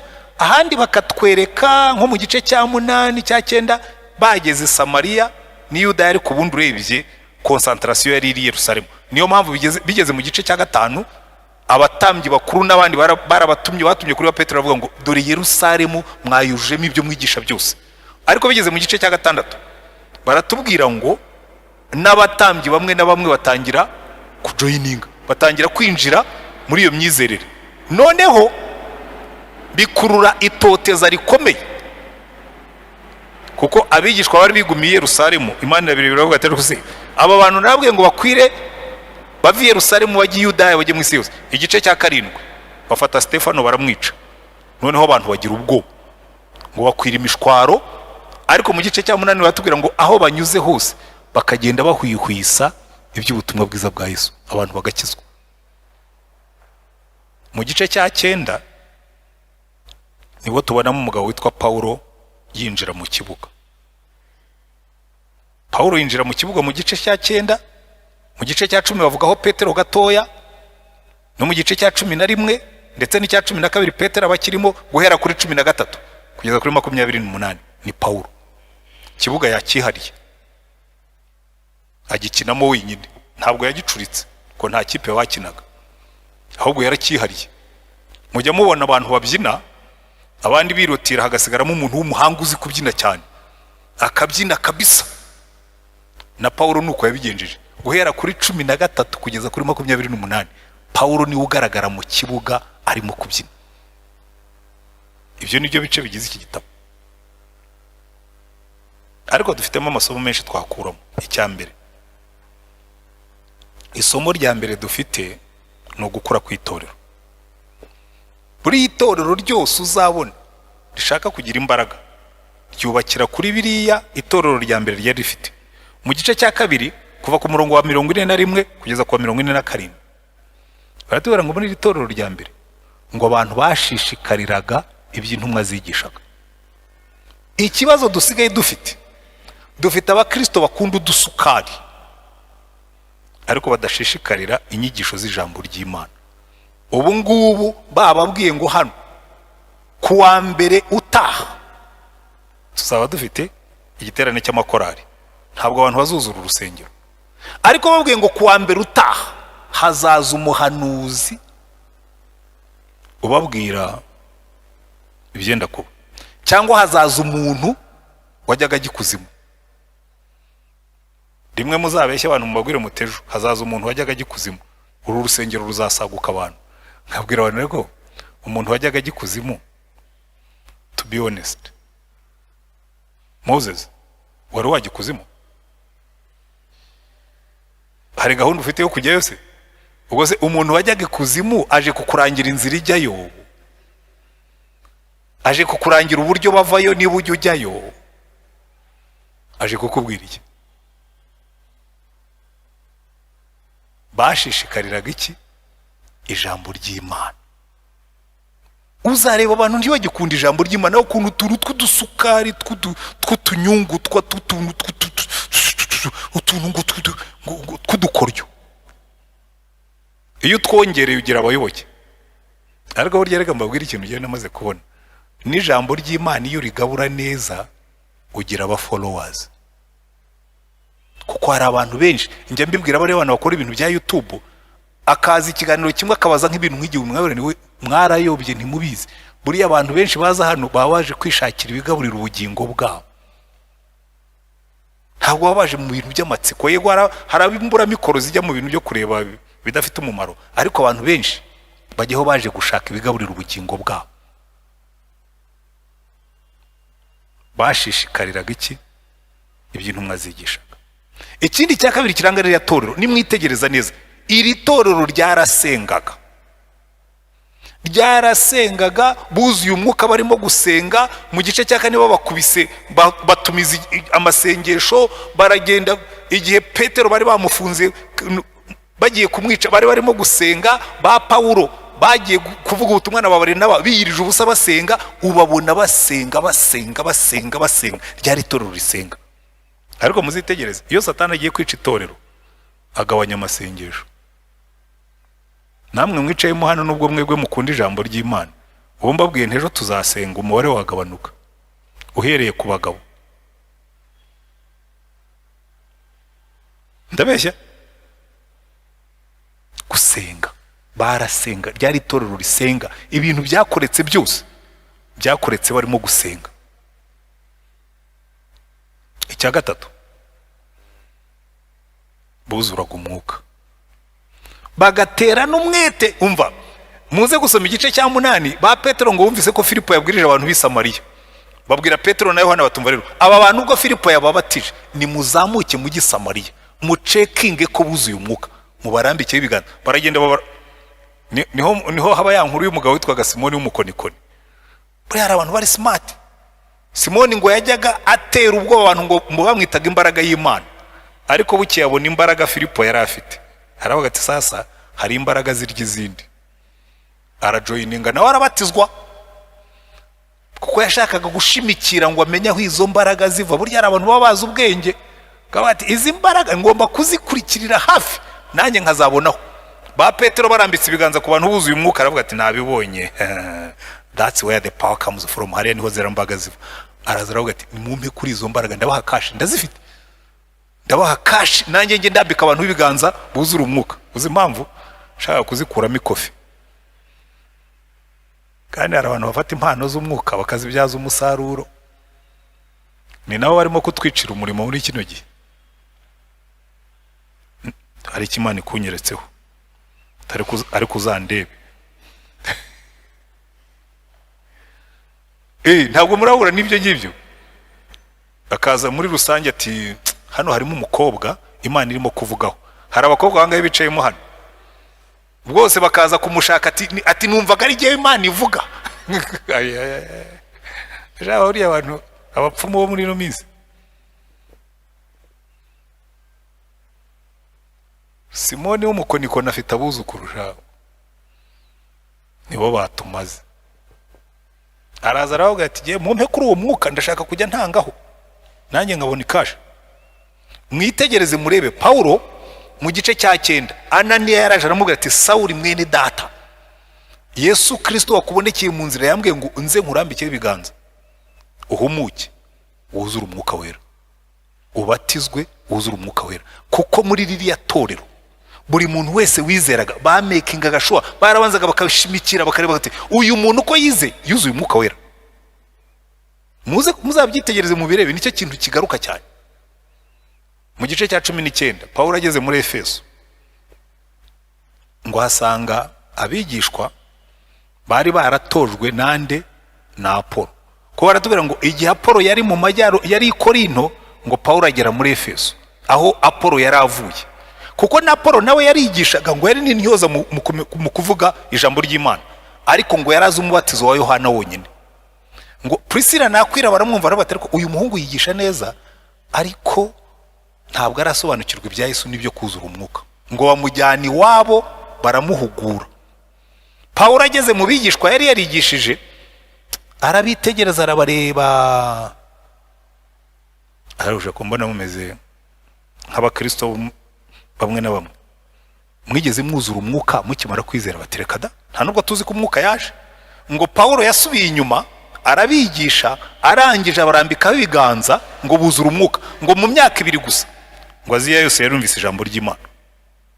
Ngo nabakoraga iby'ubukonikoni babivamo, ngo ibitabo byabo barabizana barabitwika. Ikintu nkunda kirushaho, ngo abacuzi b'ifeza bacuraga ibishushanyo bya Rutema bakora greve, bati uyu mugabo witwa Paulo kuva aho yagere hano muri Efeso business zacu zarapfuye.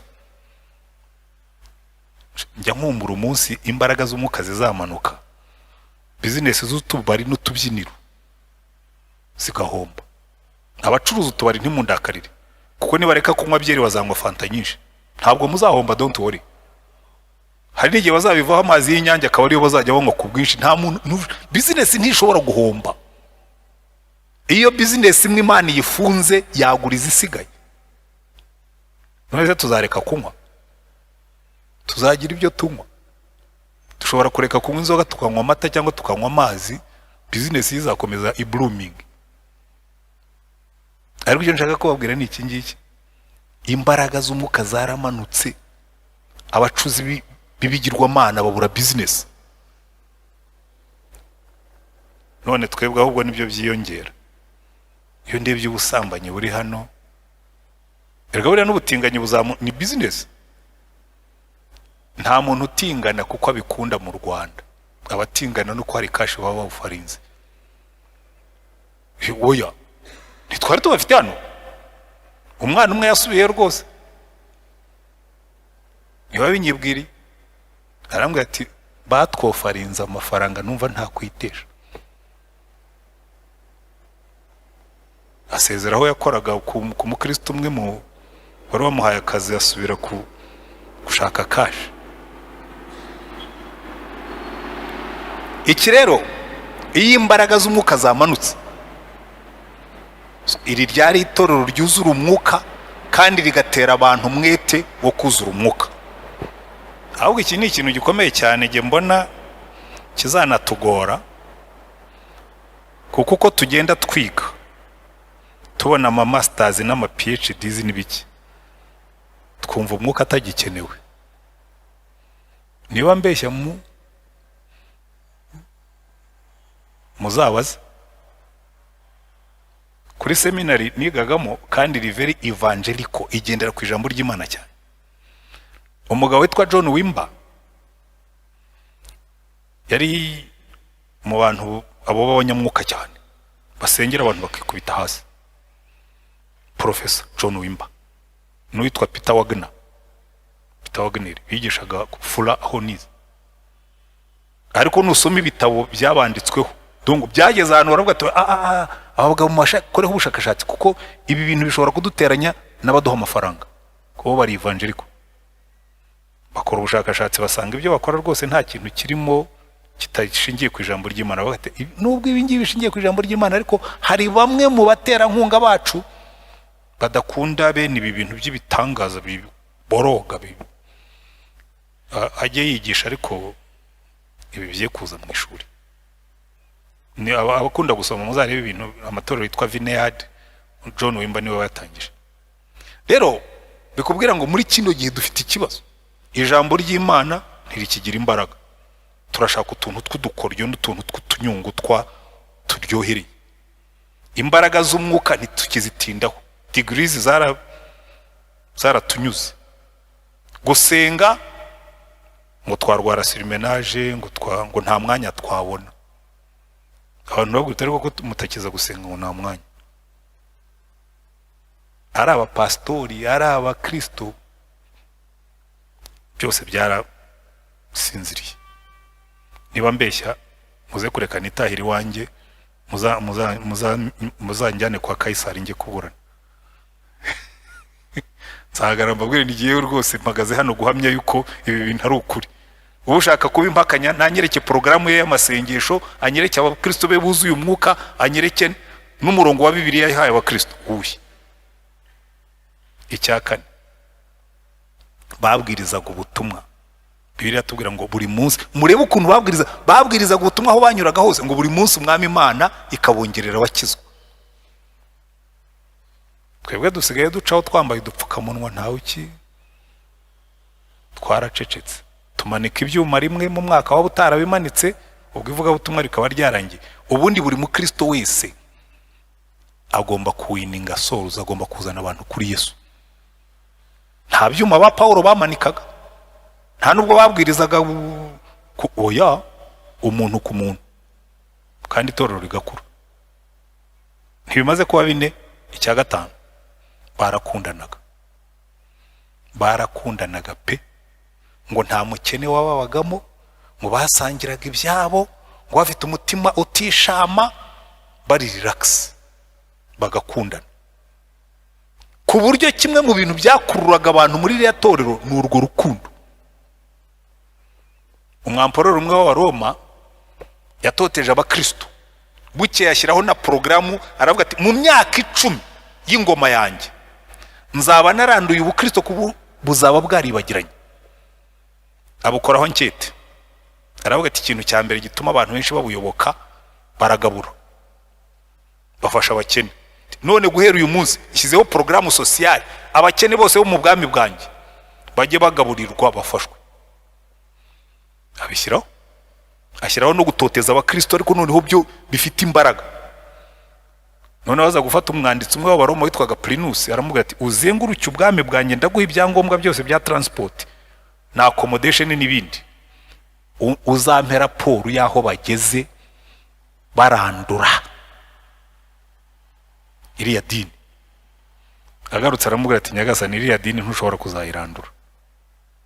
Ati cyambere bafite umwami ngo wabapfiriye kandi ubakunda ngo bategereje, niyo babishe bapfa banezerewe. Icya kabiri, hagati yabo barakundana. Na ziriya porogaramu zawe washyizeho, abakene baragaburirwa ariko babagaburira babatuka, ahandi bakabaha bike, bo bafata ibyabo bakabibaha, bakabakunda, barakundana. Ariko muzitegereze bose turakundana, murakundana ra Pastor Z, abapastori turakundana. Buriya umuntu agiye gushaka ahantu abantu bakundana yajya mu gipastori, kagenda agafata ababishopusi bagafatanya bakicarana n'abapastori bagakundana. Buriya turakundana. Ubu umupastori urayashonje turamuzi.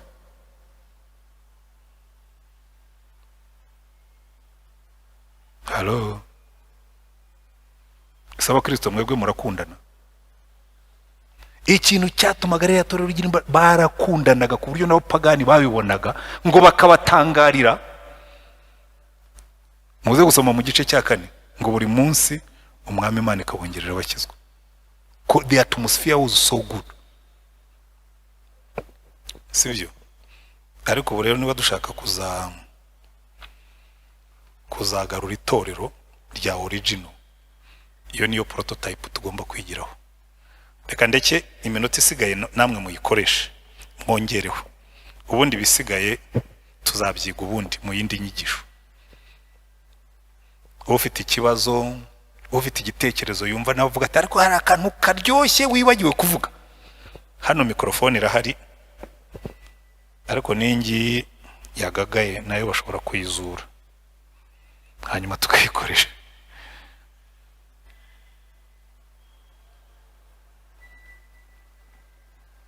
Niba ntabuye mufite cyangwa mwa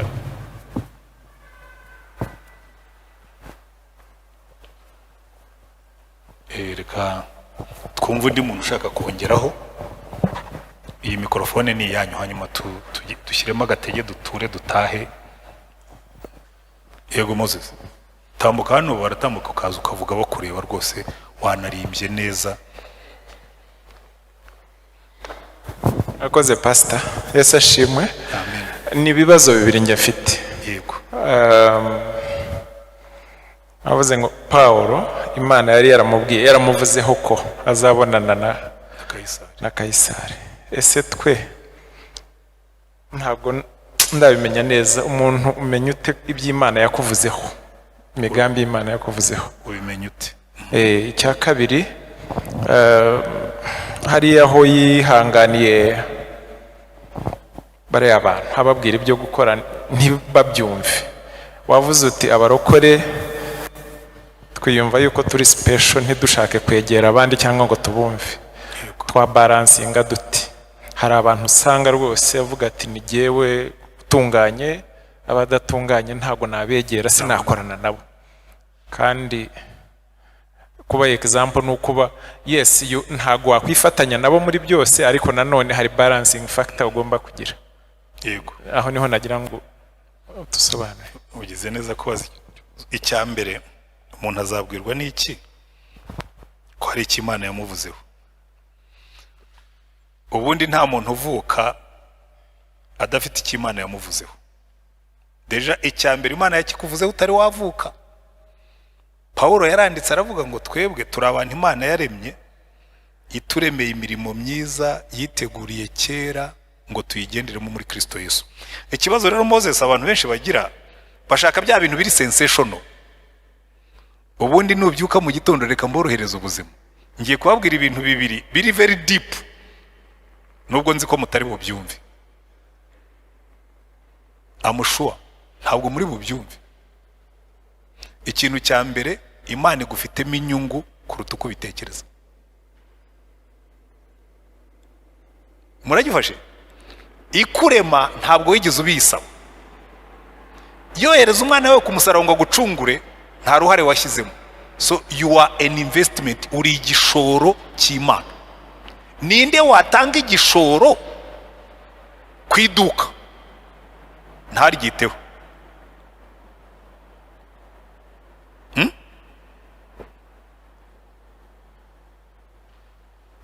Kera nkifitiye akamodoka kanjye gashaje numvaga ntahangayitse. Mumpaye imodoka nshya nongera uburinzi. Imodoka tugomba kongera uburinzi. Nongera uburinzi. Kubera iki? Hari igishoro. Siko bimeze? Twebwe rero Imana yadushyizemo igishoro. Rero iyo wibaza ngo ariko nzabwirwa n'iki cy'Imana yamvuzeho, iki Imana yakuvuzeho nicyo ngicyo, uzabanza ufate mu mutwe wavuze ngo jewe mu maso y'Imana ndi igishoro cy'Imana. Icyo nshikaje ni kimwe gusa no kubwira Imana ngo ariko Mana tell me ubundi unshakaho iki. Nubyuka mu gitondo ujye Imana ngo rero Mana I surrender, nishyize ku gicaniro cyawe nk'igitambo kizima, uyobora intambwe zanjye zose. Ibindi bisigaye byihorera. Ntuzajye no kwibaza ngo ariko ngo yamvuzeho ko nzaba pastori.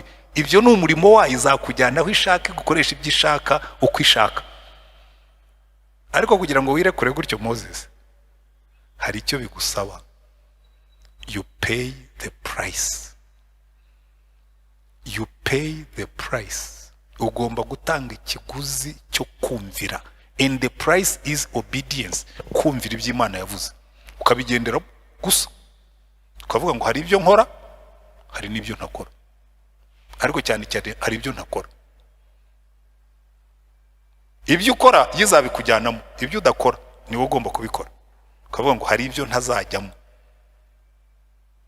ibindi bisigaye nzabwira Imana ngo Mana nyobora, kuko iyo wicaye mu modoka kereka baguhohoteye nawe ushobora kuyigukuramo, ariko wowe ushobora kwikuramo.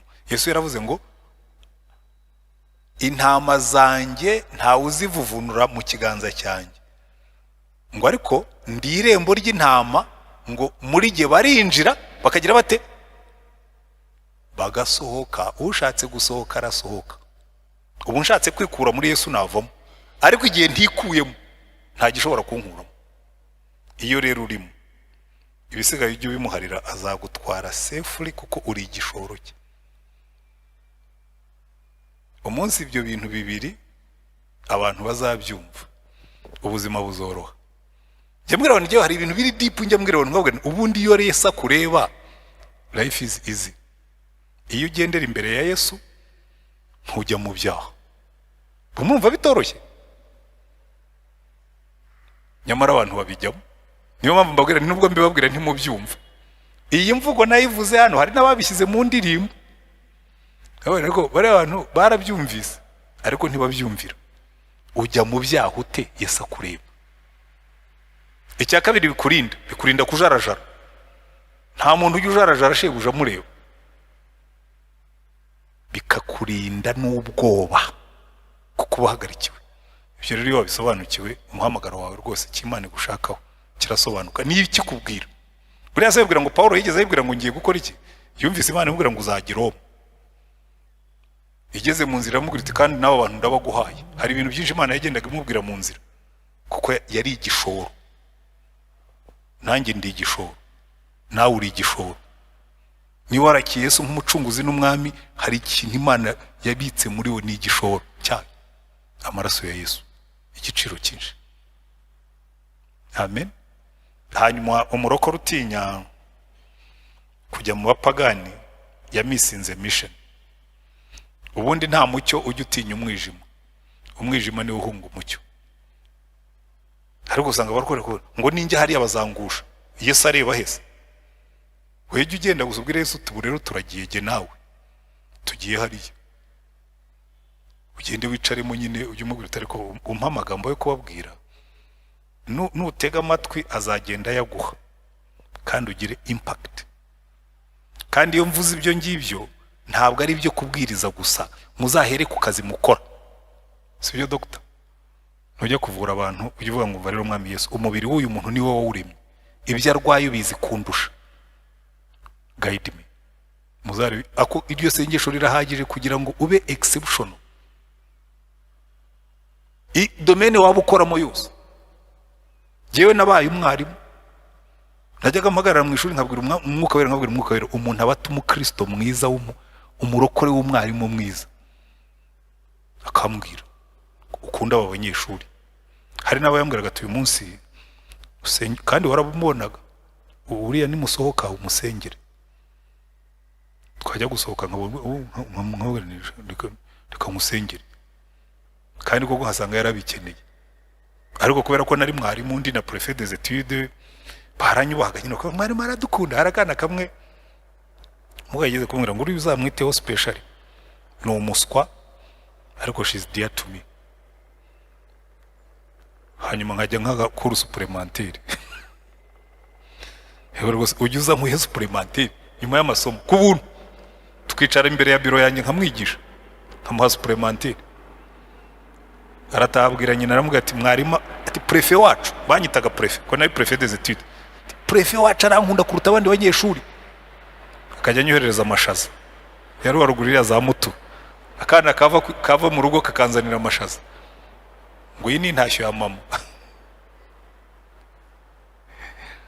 Ariko icyo nenda kubabwira, buri kazi kose ukora ni umuhamagaro, kandi nugakora neza uzakuramo umusaruro Imana izagushimira. Njya nkunda gutanga ubwo buhamya abanyeshuri nigishije muri university, abo nayoboye muri memoire, nibura nabarobyemo 5 for sure. 5 narabarobye mbakurayo. Abo nabo ningera mu ijuru ubwo bazongera ku nyenyeri zanjye. Niyo nanatwara abo bonyine baba bahagije ku nkavuga nibura mfite 5. Bamwe baba bamaze no kugerayo, so ubwo ndavuga ni bariya ubwo bagezeyo ndabizi. Aho uri hose be on mission, sibyo? Nta bindi byo kuvuga Imana yakuvuzeho, ibisigaye izajya ibyivugira, izakubwira n'ibindi byinshi. Ubu ntegereje ibyo zamvugaho mu myaka iri imbere, kwicara nayo kumva ikikubwira. Reka twumve ikindi kibazo ndimo ndarondogora. Iyo umuntu ashaje biranga, ubusaza buba bwiyongereye, ariko buriya mba ndimo kubabwiriramo. Reka twumve James hanyuma na Safari, ariko ntugira aho ujya ugumaho ngaho. Shyira microphone.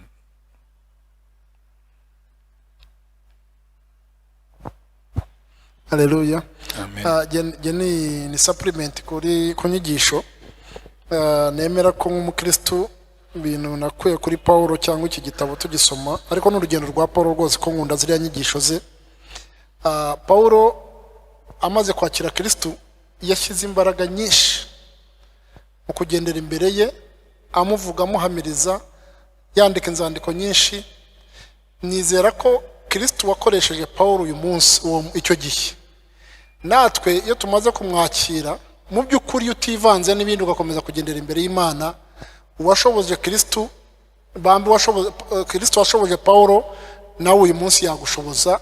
Niko nemera nanjye mu byo nkora byose, nemera ko ibyo nkora ari Kristo nshoboza. Njya nanga urugero ngira ngo wenda ndutange no kuri Kanoni imyaka yose amaze mu gakiza, ni umugabo arubatse, afite abana n'umugore. Kuba atajya mu byangwa n'Uwiteka, ibyo byose afite umubiri cyangwa mfite umubiri, ni Kristo yamenye umushoboza gukomeza guhagarara imbere ye, kugendera imbere ye akiranuka. Nemera ko Kristo ko yarari kera n'uyu munsi ni kwari, natwe abakristo duteye intambwe yo kugenda gukomeza kuba imbere y'Imana. Nzi ko azadushoboza muri uru rugendo nk'uko yashoboje Kanoni, nk'uko yashoboje Paulo, natwe azadushoboza. Ikindi cya kabiri, mu by'ukuri uzarebe Paulo muri byose yamaze kwakira Kristo, yakoze akenshi kuvuga ijambo ry'Imana, ahamiriza Imana yamenye, yabona akanya kose n'imbere y'abayobozi akavuga Imana. Uyu munsi abakristo kuri twebwe, njya mbwira abagabo nyobora, ni kangahe uba imbere y'Imana mu materaniro yo kwa mbere nuboneka, ku cyumweru nuboneka, wagiye muri siporo cyangwa mu nka zawe cyangwa muri business, ndetse no mu rugo iwawe ushobora kuba utaha saa 7 saa 6 utashoboye kwicara imbere y'Imana n'umuryango ngo musengane. Kuko buriya bene data bakundwa kuri twese uko turahanyekereza ko turi abagabo byo byose twagiye ku ishuri. Iyo umuntu wafashe umwanya wo kujya mu wa mbere primaire, wa kabiri bambe secondary up to university masters na PhD kuba zifite, ushyiramo ingufu kugira ngo ugere kuri icyo kintu ushaka guachivinga mu kazi kugira ngo uzabone masters ukora akazi neza. Buriya no kuba umukristo bigusaba cyane cyane kuba imbere y'Imana usenga, bigusaba gusoma Bibiliya kugira ngo usobanukirwe ijambo ryayo, ushobore kunesha ibyo wahura nabyo. Bisaba rero kenshi ibintu by'Imana, no yego hari ubuntu, impamvu Imana itaza no kugira ngo ikomeze gutanga imbabazi abihane datwara abanyabyaha, ariko bigusaba kugira ngo ushobore kunesha urugendo nuko ukomeza kuba imbere y'Imana. Kuko ubu ngubu ntekereza ko abataje hano suko badafite umwanya, cyane cyane muri iyo tuje hano nk'uko icyuma gicyaza ikindi, niko abana b'Imana baganira bahugurana. Hari icyo umuntu abatahanye kimukomeza mu rugendo rwo gukomeza kuba imbere y'Imana. Imana iduhane umugisha. Amen. Katwumve Safari, urabaza cyangwa urakomanda? ni isomo nakuyemo. Isomo ngeze kuba ndi mu rugo mbona kamera wongira ngo ni urunyaruvu. Nyigiraho isomo mpuza n'ibi turimo kwiga. Iyo iri ku muhate isa nk'umuhate, yajya no ku muyenzi igasa nk'umuyenzi. Noneho nanjye hari aho ngera, niba ndi mu rusengero nk'uko turirimba, nkaba namanika amaboko nk'umuntu wagiye mu mwuka, ariko nagera hanze n'ubundi nkasa nk'abo hanze. Ubwo noneho nkibaza, ariko ubundi ntandukaniye na kamere uko igera ahantu hose igasa nkaho. Nkavugana ariko nkwiye kumenya guhitamo, nkamenya ni ndasa gute, ndasa nka Kristo cyangwa ndasa nk'abo hanze. Ni iryo somo nakuyemo. Iryo ni ryo ikibazo, nuko za kamera zisigaye nyinshi mu bakristo, cyane cyane mu rubyiruko. Baza mu rusengero bagafashwa, bagera no mu kabyiniro bagafashwa. Ubwo rero nyine ubukamerewo ngira ngo nukubwiyambura abantu bagasa na Yesu in and out, turi hano cyangwa turi no hanze. Yego Viuri. Yesu ashimwe. Amen.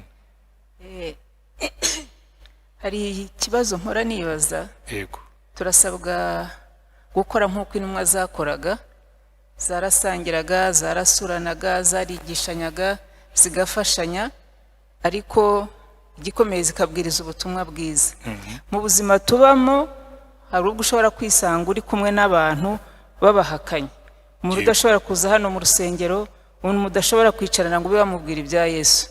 Mpora nibaza nti nk'uwo muntu agakiza kazamugeraho gate? Kandi tubana nabo mu kazi, aho tugenda, mu ngo iwacu. Ushobora kuba ari kumwe n'umuntu rwose watangira kuvuga ibya Yesu agahaguruka, cyangwa akubwira ati ibyo byihoreye.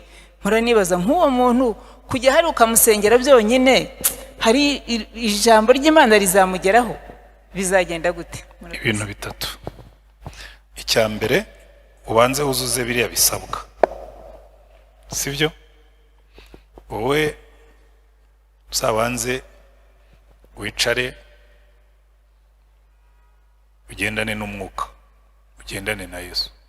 Kuko buriya ntabwo ari uzemeza umuntu ibyaha, umwuka niwe ubikora. Icyo icya mbere. Cya kabiri, ugira ubuhamya buzima. Ko buriya mbabwire ikintu cya mbere cyemeza abantu, it's not what you do.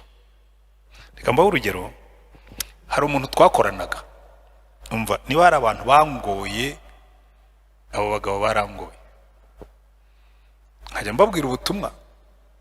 We yari yarize mu gikomunisiti rwose, urumva umuntu wize mu Burusiya akavanayo masters mu myaka iyo twigagamo twebwe. Ubwo Uburusiya komunisme yari kinatyaye, baramumeshe mu mutwe. Ibintu by'ubukristo rwose n'uburokore byo ntibyari gufata. Ariko ikintu niwe wanyihereye ubwo buhamya ko nyuma yaje gukizwa, nyuma ya genocide yarakijijwe. Barahunze, baramanuka, baragenda bajya Kongo, ageze yagira ibyago byinshi. Hanyuma hari ubuhamya najyaga mbaha, babwira ntega mwange kubyumva, hari umunsi muzakenera kubyumva kandi hari umunsi ubuzima buzatuma mubyumva. Yaragiye aricara, umugore we bamwishe n'abana be, kandi ari muri Kongo. Yari yifitiye umudamu mwiza usa neza n'utwana dusa neza, ariko mumbabarire gukoresha ayo magambo ya kera, ari umuhutu. Baramureba bati uyu mugore ntashobora kuba ari umuhutukazi, abagore bazabarya ni babandi biyoberanye byo, kandi iyo babyaye ntibabyara abana bacu byo utwana two. Umugabo ariheba, aricara avuga ati Antoine yagize kutubwira ngo hari igihe ubuzima uzareba iburyo ukareba ibumoso ukareba imbere ukareba inyuma ugasanga usigaranye ibyiringiro bimwe gusa muri Yesu. Arakizwa, niwe wampaye ubuhamya. Rero wowe ntabwo ushinzwe kubakiza, ushinzwe kubabwira. Babwire be kubyemera, ntuzi igihe Imana izakandira buto. Umudamu umwe naramuyoboye yandika memoire. Yari umudamu ufite umugabo yari afite cash kabisa, za zindi twese twari tubizi. Yari afite cash, ntabwo ndi buvuge amazina. Yari afite cash ko yari very influential muri system icyo gihe muri za 90. Nkamubwira ibya Yesu akamwira mva mwari ngo twumvikane rwose. We twarananganaga ko twari twariganye gusa, asigara inyuma aza kugaruka kwiga generarangije ko tujye twumvikana rwose ngo urabizi ibya Yesu ntabyo nkeneye, ngo ibintu by'agakiza. Rero muri za 90 buriya abantu bakizwaga baba ari abantu bishobeye, nyine byari ibintu by'abantu b'abaturage badafite. Ati urabizi by'agakiza n'ibyo abantu baciriritse. Ati nawe nibaza n'ukuntu bibamo. Muzi ubwo nawe baramada turarangije ubwo rwose memoire ye yayidoze. Yewe nayo waraga abanyeshuri twarangizaga mbizi neza ko bazamererwa neza mu manota. Arambwira tuva rero mwarimu rwose ngubwire, ndashaka kugushimira n'ubuje wanjye gift yampaye icyo gihe ntararongora nyine umuseribateri. Yampaye utuntu tw'utubinika twiza tumwe bashyiramo amasikiriyeri, twa sikiriyeri nako twiza twa asiye nako twanuza twa silver. N'ubu turacyariho twiza, ndacyatwumwibukiraho. Arambwira ati rero nkubwire biriya by'uburokore byo byihorere. Ndabona ni mada ngiye kukubwira ijambo rimwe, so kugutega iminsi. Hari umunsi uzahagarara mu nzira urebe ruguru, urebe epfo, urebe inyuma, urebe imbere, ubura ahantu ujya. Uwo munsi uzahamagare Yesu niwe uzakubwira inzira unyuramo. Byamubayeho neza, genocide iraba, intambara iraba, umugore ahagarara mu muhanda hariya hano haruguru hariya kuri stade, uzi wa muhanda ukata hepfo nukomeza hirya, ahagararamo hagati. Hanyuma umudamu mwaraza aramwita se mada ko mbona wahize mu nzira byakuyobeye, wananiwe kujya iburyo ntujye ibumoso, ntusubire iriya ntusubire ingiyi. Ati mumbabarire rwose, mumbabarire. Aramwita rwose ko ndi umugore nkawe. Aramutwara aramusengera, hanyuma aramubwira tumva rero nkubwire umfashagizwe. Ati iki gishohoje ikintu Antoine yigeze kumbwira arimo kunyobora nandika memoire. Ati yarambwiye ngo nizagera mu mayira abiri nkabona iburyo n'ibumoso, imbere n'inyuma, nayobe wahonge ngo nzahamagare Yesu. Buriya nari ndimo guhamagara Yesu mubwira ngo Yesu hahandi bambwiye nahageze ntabara. Ati namaze kuvuga gutyo numva umfashe ku rutugu. Umudiyakoni rero buriya wowe jya ukora akazi kawe gusa ubabwire banjye kubyumva. Burya ni nka bombe batabye, aho Yesu azakandira buto ntuhazi. Twicyo dushinzwe no kubabwira, umwuka wera ni ushinzwe kubemeza. Ibindi ujye bimuharira, kora akazi kawe neza, hasigaye ibindi azabitunganya, sibyo? Ujye ubasengera gusa nurangiza ubabwire. Ngewe rwose nabaho ubuhamya nk'igihumbi n'ijana nabibonye uko Imana ikora, ntukigore. Ngewe sinshobora kwemeza abantu si umurimo wanjye, ngewe nshinzwe kubabwira. Yesu yaravuze ngo umwuka niwe uzemeza abantu iby'ibyaha n'iby'urubanza n'ibyo gukiranuka. Enda Jean twihutishe dusoze. Haleluya. Menya abari we nsorezaho cyangwa hari undi muntu wumva ndiwe muniganya ijambo. Nge nkunda gukoresha demokarasi. Ntawe niwe turangirijeho. Amina. Je nari mfite ibibazo ariko cyambere oya bibaze nyine ushimire. kanoni muhora mutwigisha uyu munsi ni mwebwe ba Pawulo w'uyu munsi, mukagabura iby'Imana yabatumyeho n'abapasiteri bandi dufite aha ngaha. Pawulo n'abo bari kumwe, Filipo urumva yaragiye abatiza abantu, arakarabaza ati abo bantu nubwo babatijwe buzuye umwuka wera? Hanyuma mwebwe murigisha, muratwigisha rwose uyu munsi ni mwebwe ba Pawulo Imana yadutumyeho. Naringize ngo mbabaze ko mumaze igihe mwigisha kandi tuba turi aha ngaha, haba kandi mukanatubaza uti impamvu umwuka wera ataza n'ubu bubyiniro bwagombye kuba butagihari. Mwaba mwebwe nk'abo Imana yabadutumyeho, mwe mutwigisha rwose natwe tugatega amatwi twicaha mu ntebe, haba hari ikipe mubona imbere yanyu uvuga uti rwose iyi kipe tugendanye yuzuye umwuka wera? Icyo ni ikibazo kimwe. Hanyuma ikindi ukavuga uti abantu impamvu ibi byose bihari by'ibyaha n'iki n'utubyiniro nuko abantu badakundana. Kristo we yabivuze neza igihe ari ku musaraba ati byose ndabirangije, mukundane nk'uko nanjye nabakunze. Ariko kanoni ubu uyu munsi igipimo cy'urukundo cy'abantu bakundana nk'abantu b'abahanga cyaba kimeze gute? Tugire gute? Icyo ni icya kabiri. Ikindi kibazo cya gatatu, Pawulo aragenda yibera mu nzu yarakodesheje, ahamara imyaka 2 yigisha iby'ubwami bw'Imana, adatuje, bukira bugacya n'abamusuye bose nta bindi arimo, nta n'uwamubuzaga. Izo ni imbaraga z'Imana zagaragara kuri Pawulo kuko yari yaratoranijwe n'Imana, naho Imana yamufatiye byari bikomeye, uriya kugira ngo aceceke nta n'ubu wari kumucecekesha. Nk'iyo dusomye neza uburyo Pawulo yafashwe, Imana yari yamufashe nyine yamukomeje. Uyu munsi banyakubahwa abashumba muri aha, nubwo wenda haba abantu banyotewe n'ijambo ry'Imana, twaba dufite abantu bari kukira mu kirenge cya Pawulo bategereje ko abantu baza babasanga bababwiriza iby'ubutumwa bwiza badatawanyitse, batagiye mu bindi, akabaho hantu ku buryo umusanga wese, ufite inyota wese, tukaba tuzi ko hari umuntu wicaye ategereje ko hari abamusanga ngo ababwirize iby'ubwami bw'Imana. Numvaga ikindi nari ntekereje ngo abantu bazabyumva ariko ntibazabimenya, ngo bazabireba ntibabyitegereze. Ibyo nabyo numvise ntabyumva neza, ngo imitima yabo iriho ibinure. Abo bantu tugire duti? Mwadufasha nk'abantu ba Pawulo bari aha ngaho uyu munsi, mwamesa bishimire. Ungiriye neza kuko ibyo nendaga kukubwira urabyivugiye.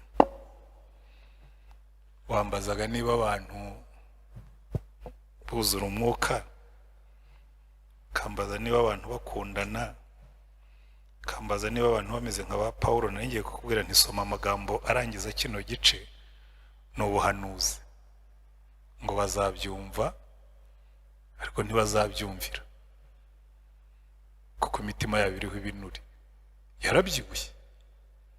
Rero iyo mbaza ngo abantu ngo se baruzura umwuka, ese impamvu mutawuzura nuko tutababwiye? Ngewe reka nkubwire, niyo tugera no mu ijuru mugatera amahane, nzababwira nti mujye muri YouTube mufate amasomo yose za Bible Studies twize i Remera. Hari ahantu Pawulo yabwiye abayobozi b'itorero ryo muri Efeso bahuriye i Mileto mu byakozwe n'intumwa n'igice cya 20 ngira ngo, arabwira ati nta kintu na kimwe cyari kubagirira akamaro nikinze kubabwira. Niba ari ukubabwira Yesu, naramubabwiye. Niba ari ukubabwira iby'umwuka wera, narabibabwiye. Niba ari ukubabwira ibyo gukundana, twarabibwiye niba mudakundana nuko imitima yanyu yajeho ibinure. Ubwo rero ibyo kumbaza ngo igipimo cyo gukundana kirangana iki, nawe ugenda urebe uzampa raporo. Wese nturi umukristo. Ibyo kubaza niba abapasitori bicara biteguye abantu bakabasanga bakababwira ijambo ry'Imana. Njyewe imyaka 12 namaze hano, biro yanjye rwose ishobora kuntangira ubuhamya.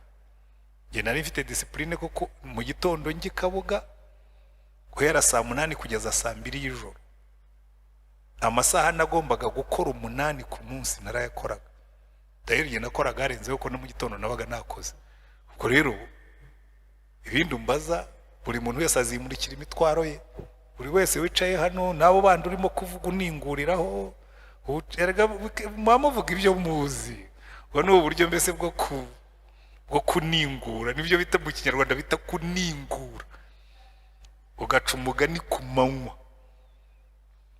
Mu Cyongereza babyita insinuation, kuningura. Ubwo rero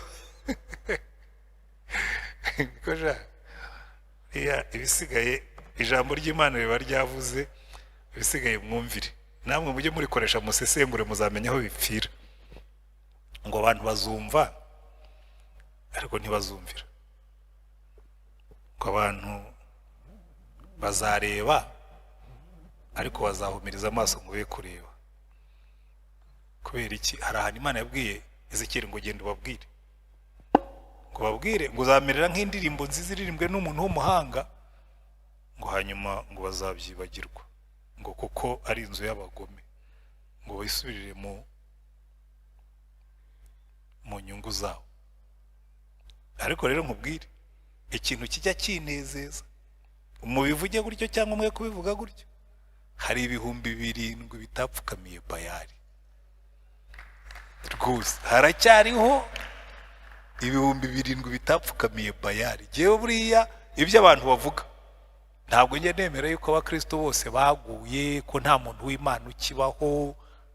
Uru rusengero rurimo abantu b'Imana. Nshobora no gutangira ubuhamya nkavuga aha harimo abantu b'Imana. Harimo abakobwa b'Imana, harimo abahungu b'Imana, harimo abagabo b'abantu b'Imana, harimo abagore b'abantu b'Imana, n'abapastori b'abantu b'Imana barahari. Ariko n'abandi barahari. N'abandi barahari. Kandi ubwo uruwiremera rekane ko ntaza kurondogora nkanivamo nk'inopfu. Reka dusoreza ahangaha. Nari navuze ko ari uri wa nyuma ariho dusoreza, ariko dutahana iki ngiki byose twize. Ndangirize ku ijambo Safari yavuze rwose za Kamerewo uyu munsi zikizwe, ziyambura uruhu rwa Kamerewo, zigendana uruhu rumwe rusa na Yesu. Nta kuryoherwa ahantu hose. Kandi natwe nk'itorero tubitekerezeho, biri no mu migambi yacu nk'itorero nka paruwase yo kuba itorero ririya ridadiye rigendera kuri biriya bintu bitanu. Itorero ryabonye Yesu kandi ryuzura umwuka. Itorero risenga.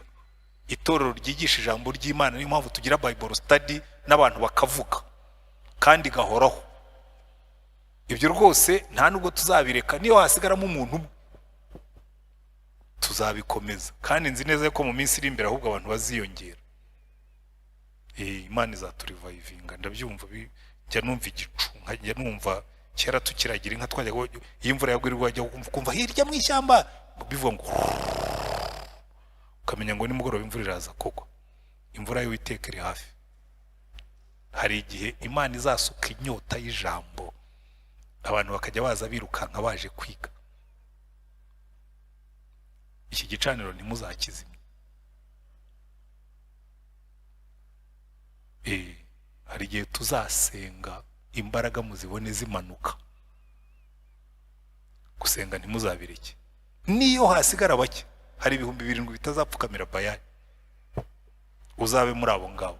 Ibindi byo guca imanza mu byihorere, kuko Imana yo buri muntu wese azimurikira imitwaro ye. Reka rero dusenge Imana, hanyuma turirimbe, duture, dusoze, dusabe umugisha, dusubize gahunda hari eti. Turagushimye Mana yacu, cyatumye ushyira igitabo cy'ibyakozwe n'intumwa muri Bibiliya, wagira ngo twereke isura y'umukozi wawe ukunezeza, ugukorera mu gihe gikwiriye n'ikidakwiriye, mu gihe cy'inzara n'inyota, mu gihe cy'imbeho.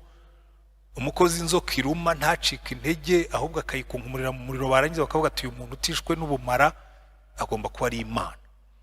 Turasenga ngo muri iyi myaka uduhagurukiriza abantu bameze nka Pawulo, kandi nujya kubahagurutsa uhere kuri twebwe turi aha ngaha, abantu bafite iriya determination, abantu bafite ruriya rukundo, abantu bafite kuriya gusobanukirwa, abantu bafite ziriya mbaraga, abantu bazagira iriya impact.